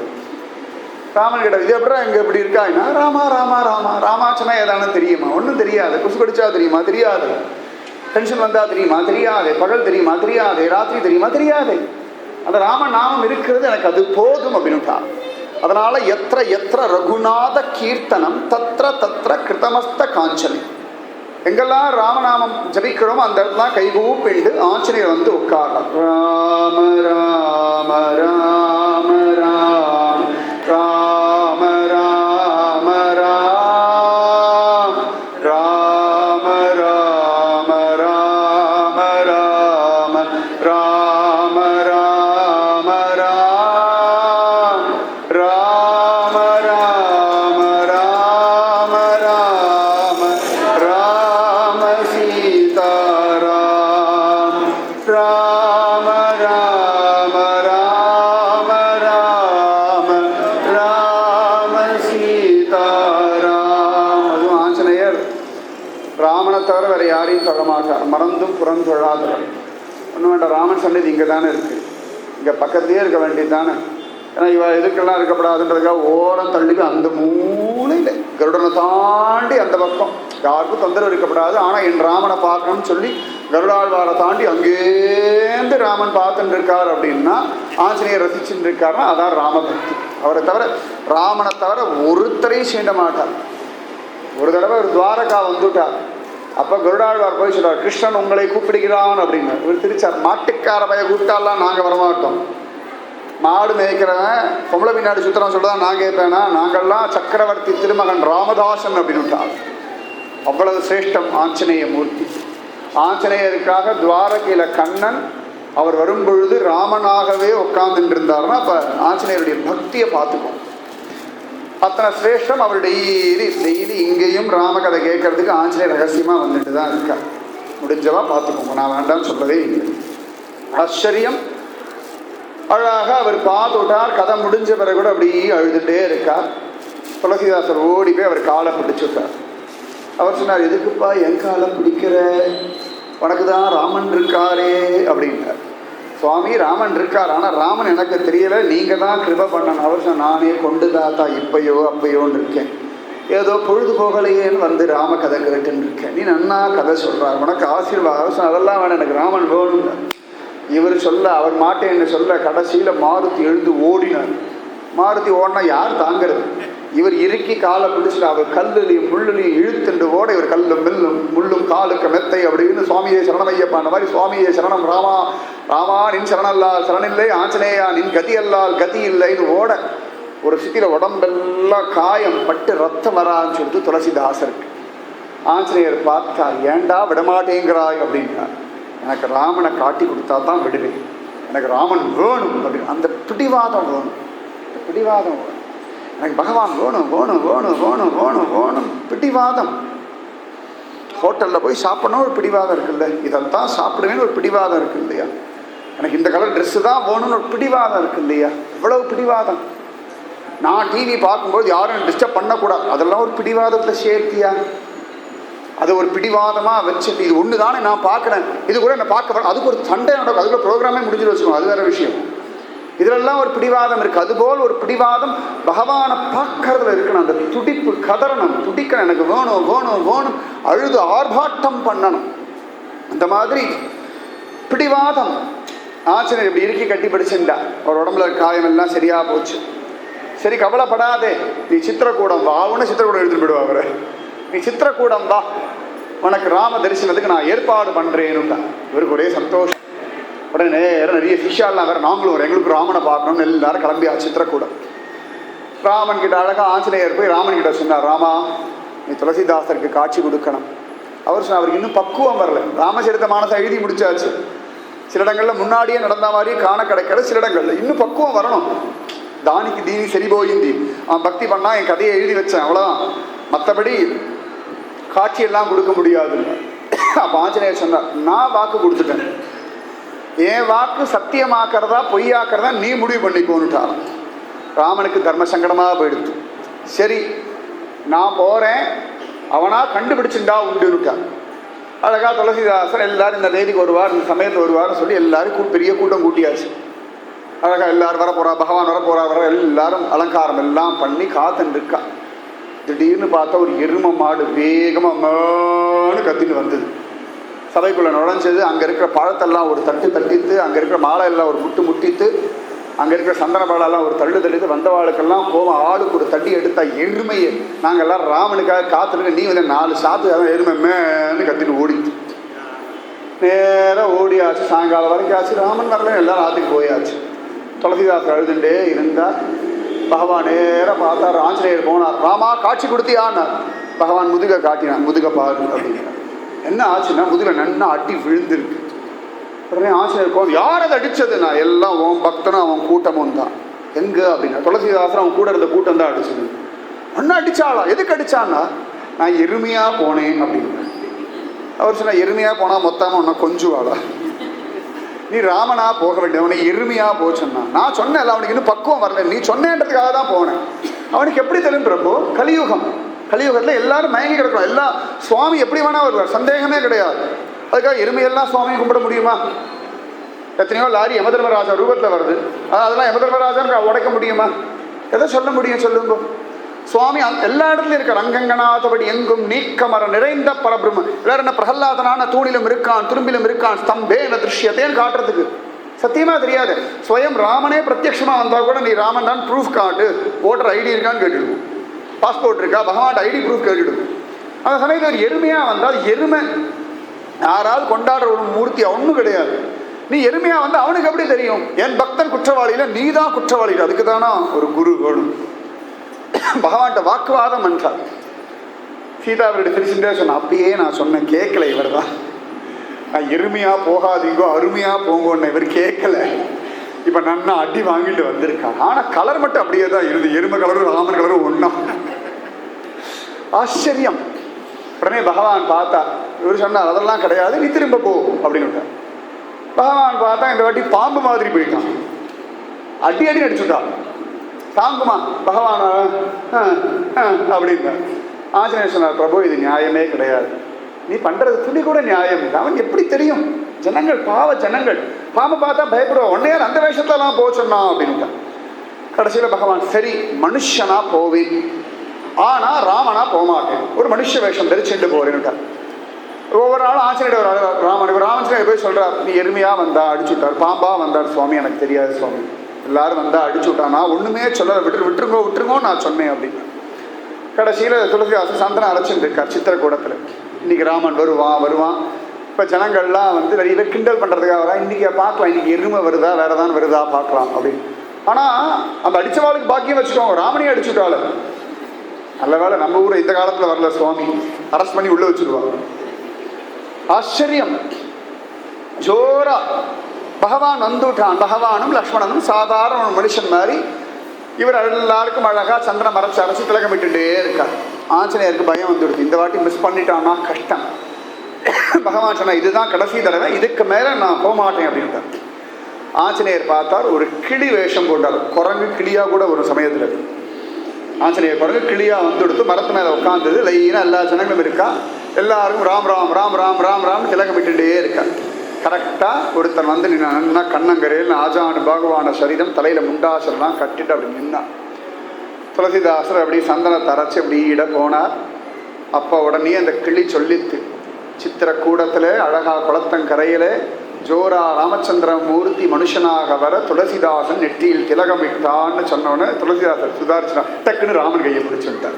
டக்குன்னு பிடிச்சுட்டார் குரு, டக்குன்னு பிடிச்சுட்டார். பிரபோ அப்படின்னு ராமன் ஒரு முறை முறைச்சார் ஆஞ்சநேயர். பிரபு நீ வரமாட்டேன்னு நான் சொல்லக்கூடாது, ஒன்றும் நிர்பந்தம் கிடையாது, நீதான் காட்டி கொடுக்க மாட்டேன்னு சொல்லிட்டு ஒழி. ஆனால் காட்டி கொடுக்க வேண்டியது என் தர்மம், பகவானை காட்டி கொடுக்க வேண்டியது என் தர்மம். நான் என்ன பண்ணட்டும், என் பக்தன் எத்தனை வாட்டி அடி வாங்கியாச்சு, நீ பாட்டி சொல்லிட்டே இருக்கான்னு உடனே பகவான் திருச்சென்று அடுத்த க்ஷணம் தேஜோமயமாக கோதண்டபாணியாக அம்பரா தூணி வில்லோட சர்வாபரண பூஷிதனாக சாட்சாத் மன்மதனாக கருணீல பச்சை வண்ண திருமேனியோட செந்தாமரை கண்கள், செந்தாமரை கைகள், செந்தாமரை பாதங்கள், செங்கனிவாயோட நன்ன பிரசன்னவதனமான திருமகத்தோட லக்ஷ்மணனோட சீதா பிராட்டியோட ஜோர ஒரு காட்சி.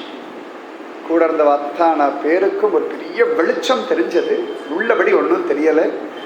ஆனால் துளசிதாசர் கண்கள் ஆனந்த பாஷ்பம். ராமனை இறுக்கி ஆலிங்கனம் பண்ணிட்டார். ராமா ராமா ராமா ராமன் கதறினார். ராமச்சந்திரமூர்த்தி ஆலிங்கனம் பண்ணா, துளசிதாசா நீ என்னுடைய தாசன் தான், அதனாலே தான் ராமாயணம் எழுத வச்சேன், நீ என் குழந்தை அப்படின்னா சொல்ல ஆனந்தமா ஆசீர்வாதம் பண்ணி ராமன் அந்தர்தானமானார். எங்கடா அந்தர்தானமானார்னா துளசிதாசர் ஹிருதயத்துக்குள்ளேயே வந்து உட்காந்துருக்கார். அன்னிலேருந்து இவர் கண்ணை மூடி கண்ணை திறக்கும் பொழுதெல்லாம் ஹிருதயத்துக்குள்ள நித்தியம் ராம தரிசனம். எப்படி இருக்கும், கண்ணை மூடும் பொழுதெல்லாம் சுவாமி தெரிஞ்சார் தெரியவா. நமக்கு அந்த ஆசை, அந்த தவிப்பு, எனக்கு வேணும்பா எனக்கு வேணும். அக்கரங்கள் என்றும் ஆழ்வதென்கொளோ இக்குறும்பை நீக்கி என்னை ஈசனாக்க வல்லையே சக்கரங்கள் கையனை சடங்கர்வாய் அடங்கிட உட்கிடந்த வண்ணமே புறம் புசிந்து காட்டிடேன்னு திருமழிசை ஆழ்வார் தன் ஹிருதயத்துக்குள்ள திருப்பார்கடல் நாதனையே காட்டினார். ஆஞ்சநேயர் தன் நெஞ்ச கிழிச்சே காட்டினார். நமக்குள்ளேயும் சுவாமி இருக்கா, நம்ம ஆசையோட கவனிச்சோம்னா கிடைப்பான்.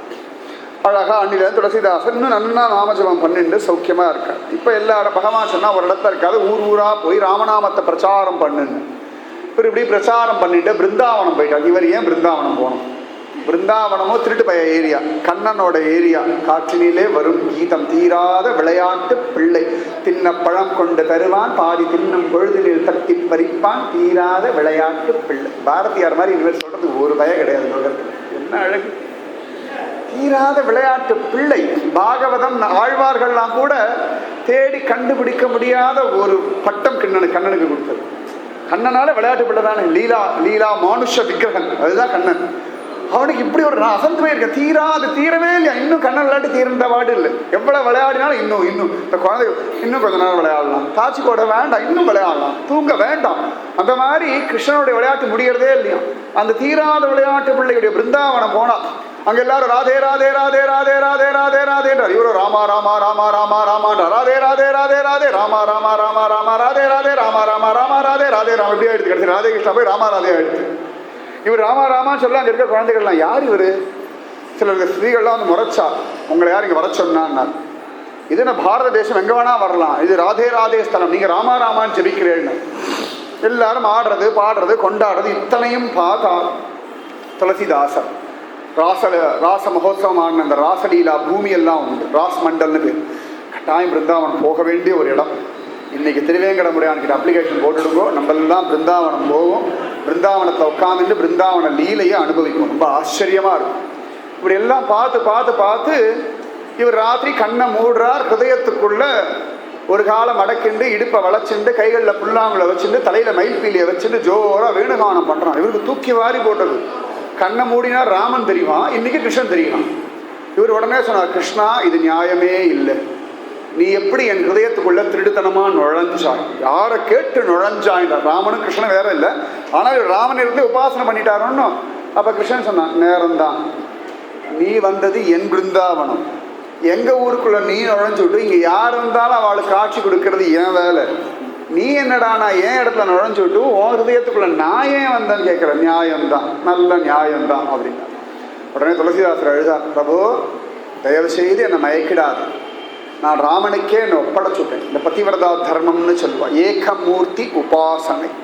எப்படி ஒரு பத்திவிரதை தன்னுடைய எல்லாத்தையும் கணவனுக்குன்னு கொடுத்தாலோ அதுபோல உத்தமமான பக்தர்களும் தன்னுடைய எல்லாத்தையும் ஒரு தெய்வத்தினிடத்தை அப்படியே ஒப்படைச்சிடுவான். அந்த மாதிரி நான் எல்லாத்தையும் ராமனுக்கு கொடுத்தவன், என் ஹிருதயத்துக்குள்ள நீ வரது நியாயமே இல்லை. அப்படியே வந்தாலும் வந்தால் தயவு செய்து போயிடு, இது ராமனுடைய அந்தப்புறம், என் ராமனை தவிர என் ஹிருதயத்தில் யாருக்கும் இடமில்லை அப்படின்னு சொன்ன உடனேயே அடுத்த க்ஷணம் கிருஷ்ணன் சிரிச்சுண்டு அப்படி புல்லாங்களை அப்படி தூக்கி போட்டான், தலையில் இருக்க மயில்பீலியை தூக்கி போட்டான், கையில் கோதண்டம் வச்சு நின்னான். தலையில் மயில்பீலி, கையில் புல்லாங்கல் தான் கிருஷ்ணன், மயில்பீலியும் புல்லாங்கல் எடுத்து கையில் கோதண்டம் வச்சுருந்தார் ராமன். அது சொன்ன வண்ணம் செய்த பெருமாள் உண்டு, காஞ்சி வரதராஜன் கோயில் பக்கத்தில் யதோக்தகாரி சந்நிதி. அங்கே போனால் அந்த பகவான் படுத்துட்டு இருப்பார், கையெல்லாம் அப்படி வச்சுட்டு நீட்டிண்டு. ஒரு விதத்தில் பார்த்தா கிருஷ்ணன் மாதிரியே இருப்பார், இன்னொரு விதத்தில் பார்த்தா ராமன் மாதிரியே இருப்பார். அப்படியே ராமன் மாதிரியே உரிச்சு வச்சா போல இருப்பார் மகா பெருமாள், சொன்ன வண்ணம் செய்த பெருமாள். அந்த மாதிரி துளசிதாசருக்காக கிருஷ்ணன் ராமனா காட்சி கொடுத்தான். சும்மா அவனுடைய பக்தியை பரிசோதனை பண்ணுறதுக்காக பண்ணேன், நான் ராமன் தான், உனக்காகத்தான் விளையாட்டு போல கிருஷ்ண வேஷம் போட்டேன், கவலைப்படாதேன்னு பகவான் இறுக்கி ஆலிங்கனம் பண்ணான். பிருந்தாவனத்தில் ராம தரிசனம் கிடைச்ச ஒரே ஒருத்தர் இவருக்கு மட்டும்தான், மற்ற எல்லாருக்கும் கிருஷ்ண தரிசனம் தான் கிடைச்சது. அத்தனை வசதி இந்த துளசிதாசன். ரொம்ப விசேஷமானவர், நிறைய பக்தி பண்ணி பல ஊர்களுக்கு போய் பகவன் நாம ஜபத்தை. மீரா மாதா துளசிதாசர் காலத்தில் தான் இருந்தான். அப்போ துளசிதாசருக்கு மீரா மாதா கடுதாசி எழுதினான், ரொம்ப படாத பாடுபடுறேன், குடும்பம் படாத பாடுபடுத்துறது, என்ன பண்ணுவேன் கடுதாசி எழுதினான். மீரா கிருஷ்ண பக்தை, இவர் ராம பக்தர். இவர் அங்கேருந்து கடுதாசி எழுதினார், எல்லாத்தையும் கிருஷ்ணகிட்ட ஒப்படைச்சிடுவோம், அவன் தான் ராஜா, நம்ம எல்லாம் அவனுடைய சொத்து, சொத்துக்குரியவன், சொத்தை எப்படி வேணா வச்சுக்கிடும், ஆனால் அவன் சொத்துக்குரியவன். உன் சரீரத்துக்கு கஷ்டம் வந்தாலும், உன் குடும்பத்தை பிரச்சனை வந்தாலும், உன் வாழ்க்கையில் என்ன கஷ்டம் வந்தாலும் நீ யார் கவலைப்படுறதுக்கு, அது ஒரு அகம்பாவம். நான் கிருஷ்ணனுடைய சொத்து, நீ விட்டுடு, சொத்துக்குரியவன், சொத்தை எங்கே வேணா வைக்கட்டுமே. 300 ரூபா கொடுத்தா செருப்பு வாங்குறோம், அதுக்காக வீட்டுக்குள்ளேயே போட்டுக்கிறோம், வாசலில் தானே வைக்கிறோம். வாசலில் வைக்கிறதுனால செருப்புக்கு கேவலம்னு அர்த்தம் கிடையாது, அதற்குரிய மரியாதை உண்டு. அது ரொம்ப மரியாதை கூட தலைக்கீழே வச்சு படுத்துக்கவும் மாட்டோம். இந்த ட்ரெயினில் செருப்பை பத்திரப்படுத்துவா பாருங்க, அதிசயமாக இருக்கும், ஆச்சரியமாக இருக்கும். அந்த ட்ரெயினில் அவளுக்கு செருப்பு, தன் செருப்பு மேலே ஒரு அக்கறை இருக்கும் பாருங்க, ராத்திரி எழுந்திருந்து பார்த்துப்போம். அது பாவப்பட்ட செருப்பாக தான் இருக்கும், நல்ல செருப்பாக கூட இருக்காது. அதுக்கே இவ்வளோ அபிமானம், நமக்கே நம்முடைய சொத்துல இவ்வளவு அக்கறை உண்டுன்னா சுவாமிக்கு நம்ம மேலே கோடானு கோடி வருஷமாக அக்கறை உண்டு.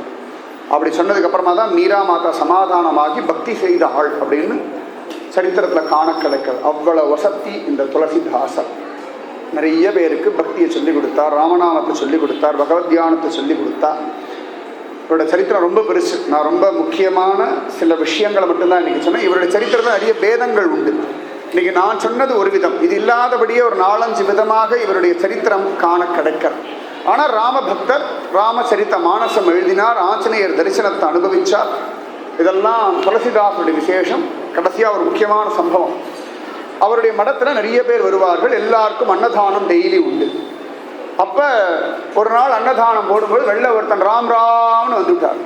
உடனே அவரையும் கூப்பிட்டு வாங்க உட்காந்து சாப்பிடுங்கன்றார். நிறைய பேர் பந்தியில் உட்காந்துட்டு இருக்கா, பிராமணர்கள் அப்ராமணர்கள் எல்லாம் உட்காந்துட்டு இருக்கா. இவர் வந்து உட்காந்தார், அவருக்கு இலை போட சொன்னார், துளசிதாசர் அன்னம் கொடுக்க சொன்னார். உடனே அவர் சாப்பிட ஆரம்பித்தோடனே மற்றவாள்லாம் எழுந்தாச்சு. துளசிதாசர் கிட்ட என்னாச்சு, எல்லாம் சாப்பிட்டு முடிச்சாச்சுன்னா, இல்லை இவன் கொலகாரன், இவன் ஒரு கொலையை பண்ணவன், இவனுக்கு தண்டனைலாம் கிடச்சிது, ஆனால் நாங்கள்லாம் அவனை ஜாத்தியை விட்டு குளத்தை விட்டு ஒதுக்கி வச்சாச்சு, ஊரை விட்டு ஒதுக்கி வச்சாச்சு. அதனால தான் இன்றைக்கி பிச்சைக்காரனாக அலைஞ்சிட்டு இருக்கா, யாரும் அவனுக்கு ஊரை சுட்டு தண்ணி கூட கொடுக்கறது கிடையாது. அவனை பிடிச்சி அழைச்சி கொண்டு வந்து நீங்கள் பாட்டுக்கு கூட உட்கார வச்சு இலையை போட்டு சாப்பாடு போட்டுன்னு இருக்கு, அதெல்லாம் தப்பு, அவன் பிராமணனை கொன்னவன் அப்படின்ட்டான். அப்போ துளசிதாசர் சொன்னார், இல்லையே அவர்கிட்ட ஒரு பாவமும் இல்லையே அப்படின்னு. அவெல்லாம் சிரிச்சா, நாங்கள் சொல்கிறோம் இத்தனை பேர் ப்ரூஃபு, அவனுக்கு ராஜ தண்டனை கிடச்சிருக்கு, இவ்வளோ நாள் ஜெயிலில் இருந்திருக்கான், எல்லாம் சொன்னான். அவர் சொன்னார் எல்லாம் இருக்கட்டும், ஆனால் இன்னைக்கு அவர் பரிசுத்தமானவர். எப்படி சொல்கிறேன்னா, வாசல் என்ன சொன்னார், ராம் ராம், அவ்வளோதான். ராமான்னு சொல்லிட்டாரு. அந்த ராமான், ஒரு ராமான்னு சொன்னாலே எல்லா விதமான பாவங்களும் நாசமாகும். 2 தடவை ராம் ராம் சொல்லியாச்சு, பாவம் போயாச்சு, புண்ணியம் வந்தாச்சு, அதனால அவர் உட்கார வச்சு அன்னம் கொடுத்தேன். அப்போ உடனே மற்றவாள்லாம் சிரிச்சா. அப்படின்னா எல்லாரும் தப்பு வேண்டு ராம் ராம் சொல்லிட்டு விட்டுடுவான் அப்படின்னு அவர் சொன்னார். நிச்சயமா எப்படியா இருந்தாலும் ராமநாமம் பரிசுத்தப்படுத்தும், வீண் போகாது, சாஸ்திர சம்மதமான விஷயம். வால்மீகியே ஒரு காலத்தை கொலகாரனா கொள்ளக்காரனா இருந்தவர் தான். அவரே ராமான்னு சொல்லி ராமாயணம் எழுதியிருக்கார். அதனால இது தப்பு இல்லை எல்லாம் சொன்னா அவெல்லாம் கிடையாது, எங்க நிரூபணம் பண்ணுங்கோ, இவர் ராமநாமம் சொல்லி பரிசுத்தம் ஆயிட்டான், நிரூபணம் பண்ணுங்கோன்ட்டார். அப்போ உடனே சொன்னா இவன் ராமநாமம் சொல்லி பரிசுத்தம் ஆயிட்டான் அப்படின்னா இந்த இவன் சாப்பிட்ட அன்னத்தை, அந்த எச்சம் இருக்கே, இந்த எச்சில் பிரசாதத்தை எடுத்து இந்த சிவபெருமானுடைய நந்திகேஸ்வரருக்கு கொடுங்கோ, அவர் சாப்பிட்டாருன்னா நாங்கள் ஒத்துக்கிறோம், அது சிலை தானே. உடனே துளசிதாசனார், இதுக்கு என்ன நந்திகேஸ்வரர் இந்த மாதிரி பாகவதாளுடைய பிரசாதம் சாப்பிட்றதுக்கு காத்துன்னு இருக்காருன்னு சொல்லி நீ வாப்பா அப்படின்னு கூட்டார். அவருடைய எச்சலை எடுத்துட்டு வந்தா சிவன் கோவிலில் வந்து நின்னார். அங்கே நந்திகேஸ்வரர் உட்கார்ந்து இருக்கார். நீ கொடுப்பா, நந்திகேஸ்வரர் சாப்பிட்ற. நந்திகேஸ்வரரே, ராமநாம மகிமையும் உமக்கு நன்னா தெரியுமே, இவர் பாகவதர்னு இவர்களுக்கு நிரூபணம் பண்ணுங்கன்னு சொல்ல உடனே இவனும் ராம் ராம்னு சொல்லிட்டு இந்த அன்னத்தை எடுத்து நந்திகேஸ்வரர் கொடுக்க உட்கார்ந்துட்டு இருந்த நந்தி சிலை எழுந்தது, நின்னது, மான்னு சப்தம் போட்டது, வாயை திறந்தது. இவர் கொடுத்த அன்னத்தை நன்னா சாப்பிட்டது, நன்னா மண்ணை ஆட்டித்து திரும்பவும் சிலையா மாறி அத்தனை பேரும் ஓடி வந்து துளசிதாசர் காலில் விழுந்தான். துளசிதாசர் சொன்னார், என் காலில் விழுந்து பிரயோஜனம் இல்லை, இந்த பாகவதர் காலில் விழுந்தான் அப்படின்னு சொல்ல அத்தனை பேரும் அவரை தன் குலத்தில் சேர்த்துண்டார்கள். அவர் இவர் காலில் விழுந்தார். எல்லாரும் நான் ஒதுக்கி வச்சா. பசி மயக்கம் தாங்க முடியாம தான் ராம் ராம்னு சொன்னேன், பக்தி எல்லாம் கிடையாது, ஆனாலும் உன்னுடைய பலம் எனக்கு இன்னைக்கு ஒரு அனுகிரகம் கிடைச்சதுன்னு சொல்ல அவருக்கும் நல்ல கதி கொடுத்தார் துளசிதாசர். இப்படி பல பேருக்கு பகவத் அனுகிரகத்தை கொடுத்த துளசிதாசர் கடைசியில் ராமனுடைய திருவடிகளில் காசியிலேயே அசிகாட் அப்படின்ற ஒரு இடத்துலையே பகவத் தியானத்தை பண்ணிட்டு பகவானுடைய திருவடி அடைஞ்சார் அப்படின்னு காண கிடைக்கிறது. சில இடங்களில் வேறு இடங்கள் சித்திரக்கூடத்தில் போனார் அப்படின்னு காண கிடைக்கிறது. 75-80 வயசு இருந்தார் அப்படின்னும் காண கிடைக்கிறது. பல இடங்களில் ராமநாமத்தை பிரச்சாரம் பண்ணி ராமச்சரித்த மானசத்தினாலே லோகத்தை உத்தாரணம் பண்ண ஒரு உத்தமர் இந்த துளசிதாசர். இப்படியெல்லாமோ இருந்து அப்பா அம்மாலாம் போய் அனாதையாக சுற்றின்னு இருந்து அதுக்கப்புறம் மனைவியுடைய மோகத்தில் மாட்டிண்டு எப்படியோ இருந்தவர் வாழ்க்கை கடைசியில் ஒரு மகாத்மாவாக மாறி துளசிதாசராக மாறி ராமச்சரித்த மானச முதல்ல ராம்போலா ஆகி அப்புறம் துளசிராம் ஆகி அப்புறம் துளசிதாசர் ஆகி இத்தனையும் மாறினார்னா பகவத் பக்தியும் நாமஜபமும் நம்மை மாற்றும். அதனால் பக்தி பண்ணுங்கோ, நாமஜபம் பண்ணுங்கோ, மகோன்னதமான நிலையை அடையும். ராதே கிருஷ்ணா. இன்னைக்கு துளசிதாசர் வைபவம், சில ராமாயண சம்பவங்கள், சித்திரக்கூடத்தில் இருக்க ராமனுடைய விஷயம் இதெல்லாம் சொன்னோம். இன்னும் 2 நாள் தான் பாக்கி இருக்குது. நிறைய விஷயம் சொல்ல நடக்கும், ஆசையாக இருக்குது. நிறைய மகாத்மாக்கள் கதை இருக்குது. 2 நாளில் எப்படியும் ஒரு நாள் ஆஞ்சநேய மூர்த்தி, அது நாளைக்கா நாளைக்கான்னு எனக்கு தெரியாது. சனிக்கிழமை ஆஞ்சநேயருக்கு உகந்ததுன்னு சொல்லி நாளைக்கு சொன்னாலும் சொல்லுவேன். ஒரு வேளை பகவான் வேண்டாம் ஞாயிற்றுக்கிழமை கடைசி ஆஞ்சநேயரோட முடிச்சாலும் முடிப்பான், தெரியல. இன்னும் ஒரு நாள் ஆஞ்சநேயர் உண்டு. இன்னும் ஒருத்தரோ இல்லாட்டி 4-5 பேர் பக்தாளுடைய சரித்திரமும் திருவேங்கடமுடையானுக்கு தெரியும். கூடியிருந்து கொள்ளும். ராதே கிருஷ்ணா கிருஷ்ணா ராதே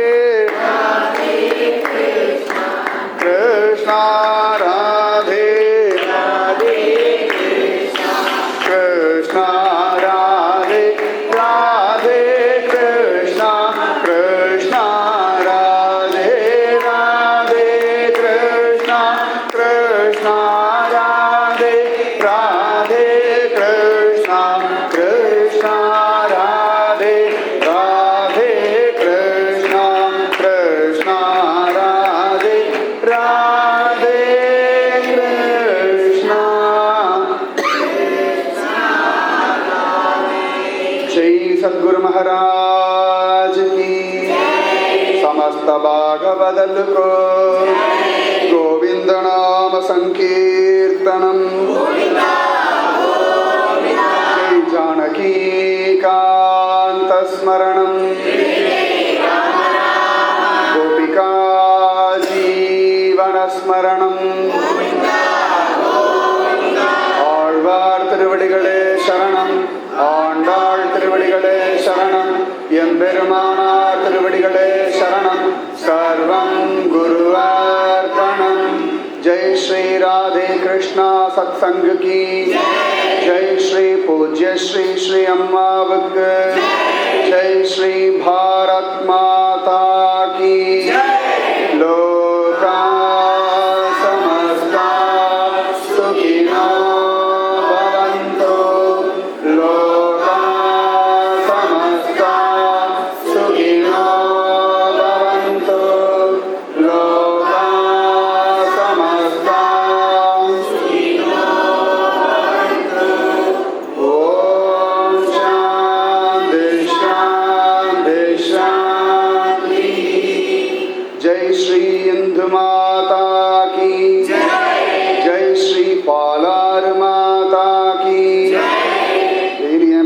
மாதாக்கெல்லாம் ஜெய் சொல்கிறோம் அப்படின்னா இந்த நதியெல்லாம் நல்லா ஜலம் வரணும், நம்மெல்லாம் சௌக்கியமாக இருக்கணும், வேண்டிய மழைகள். எந்த ஊருக்கு போகிறேன்னா அந்த ஊர் பக்கத்தில் இருக்கிற நதிக்கு ஒரு ஜெயகோஷம் போடுறது என்னுடைய தர்மமாக வச்சுருக்கேன். இப்போ ஸ்ரீரங்கம் கும்பகோணம் பக்கம்லாம் போனால் காவேரி மாதாக்கி ஜெய், திருநெல்வேலி பக்கம் போயாச்சுன்னா தாமிரபரணி மாதாக்கி ஜெய். ஏன்னா இந்த நதிகள் இருக்கிற வரைக்கும் தான் நம்ம ஜீவனோட உயிரோடு இருக்க முடியும். இந்த நதிகள்லாம் தெய்வஸ்வரூபம். இந்த நதிகளெல்லாம் காப்பாற்ற வேண்டிய தர்மம், அசுத்தப்படுத்தாமல் இருக்க வேண்டிய தர்மம் நம்முடையது. இன்றைக்கும் கங்கையிலலாம் அவளுக்குலாம் கங்கை பிரத்யக்ஷ பிரம்மம். இங்கே கங்கையிலலாம் சோப்பு போட்டுலாம் குளிச்சுட முடியாது, சோப்பு போட்டு துணி துவச்சிட முடியாது. அங்கே இருக்கிற பிச்சைக்காரன் கூட வாயில் வந்தபடி திட்டி நம்ம சோப்பை பிடிங்கிட்டு போயிடுவோம். ஏன்னா கங்கா மாதா தான் அவளை காப்பாற்றிருக்கு. அந்த மாதிரி நமக்கெல்லாம் அந்த அக்கறை வரணும். திரும்ப பாலாறுலாம் நன்னா ஜலம் வரணும், காவேரியெல்லாம் ஜலம் அப்படி ஜம்முன்னு வரணும். டெய்லி நம்ம நதிகள் நன்னா ஜலம் வரணும். பிரார்த்தனை பண்ணுங்க, மழை இல்லை தண்ணிக்கு என்ன பண்ண போகிறோம்னு சொல்லி பிரயோஜனம் இல்லை. மழை வரும், தண்ணி இருக்கும், நன்னா இருக்கும், கோடை முதற்கொண்டு எல்லாமே நன்னா இருக்கும். மனசில் நம்ம பிரார்த்திக்க சுவாமி அனுகிரகம். அதனால் ஜெய் போலோ பாலாறு மாதா கி, ஜெய் போலோ ஸ்ரீ துளசிதாஸ் மகராஜ் கி. சர்வத்ர ராமானுஜ நாம சங்கீர்த்தனம் ராமானுஜா. ஜெய் ஜானகி காந்த ஸ்மரணம். ஜெய் ஜெய் ஜெய் ஸ்ரீ வீரதீர சூராஞ்சனே ஸ்வா.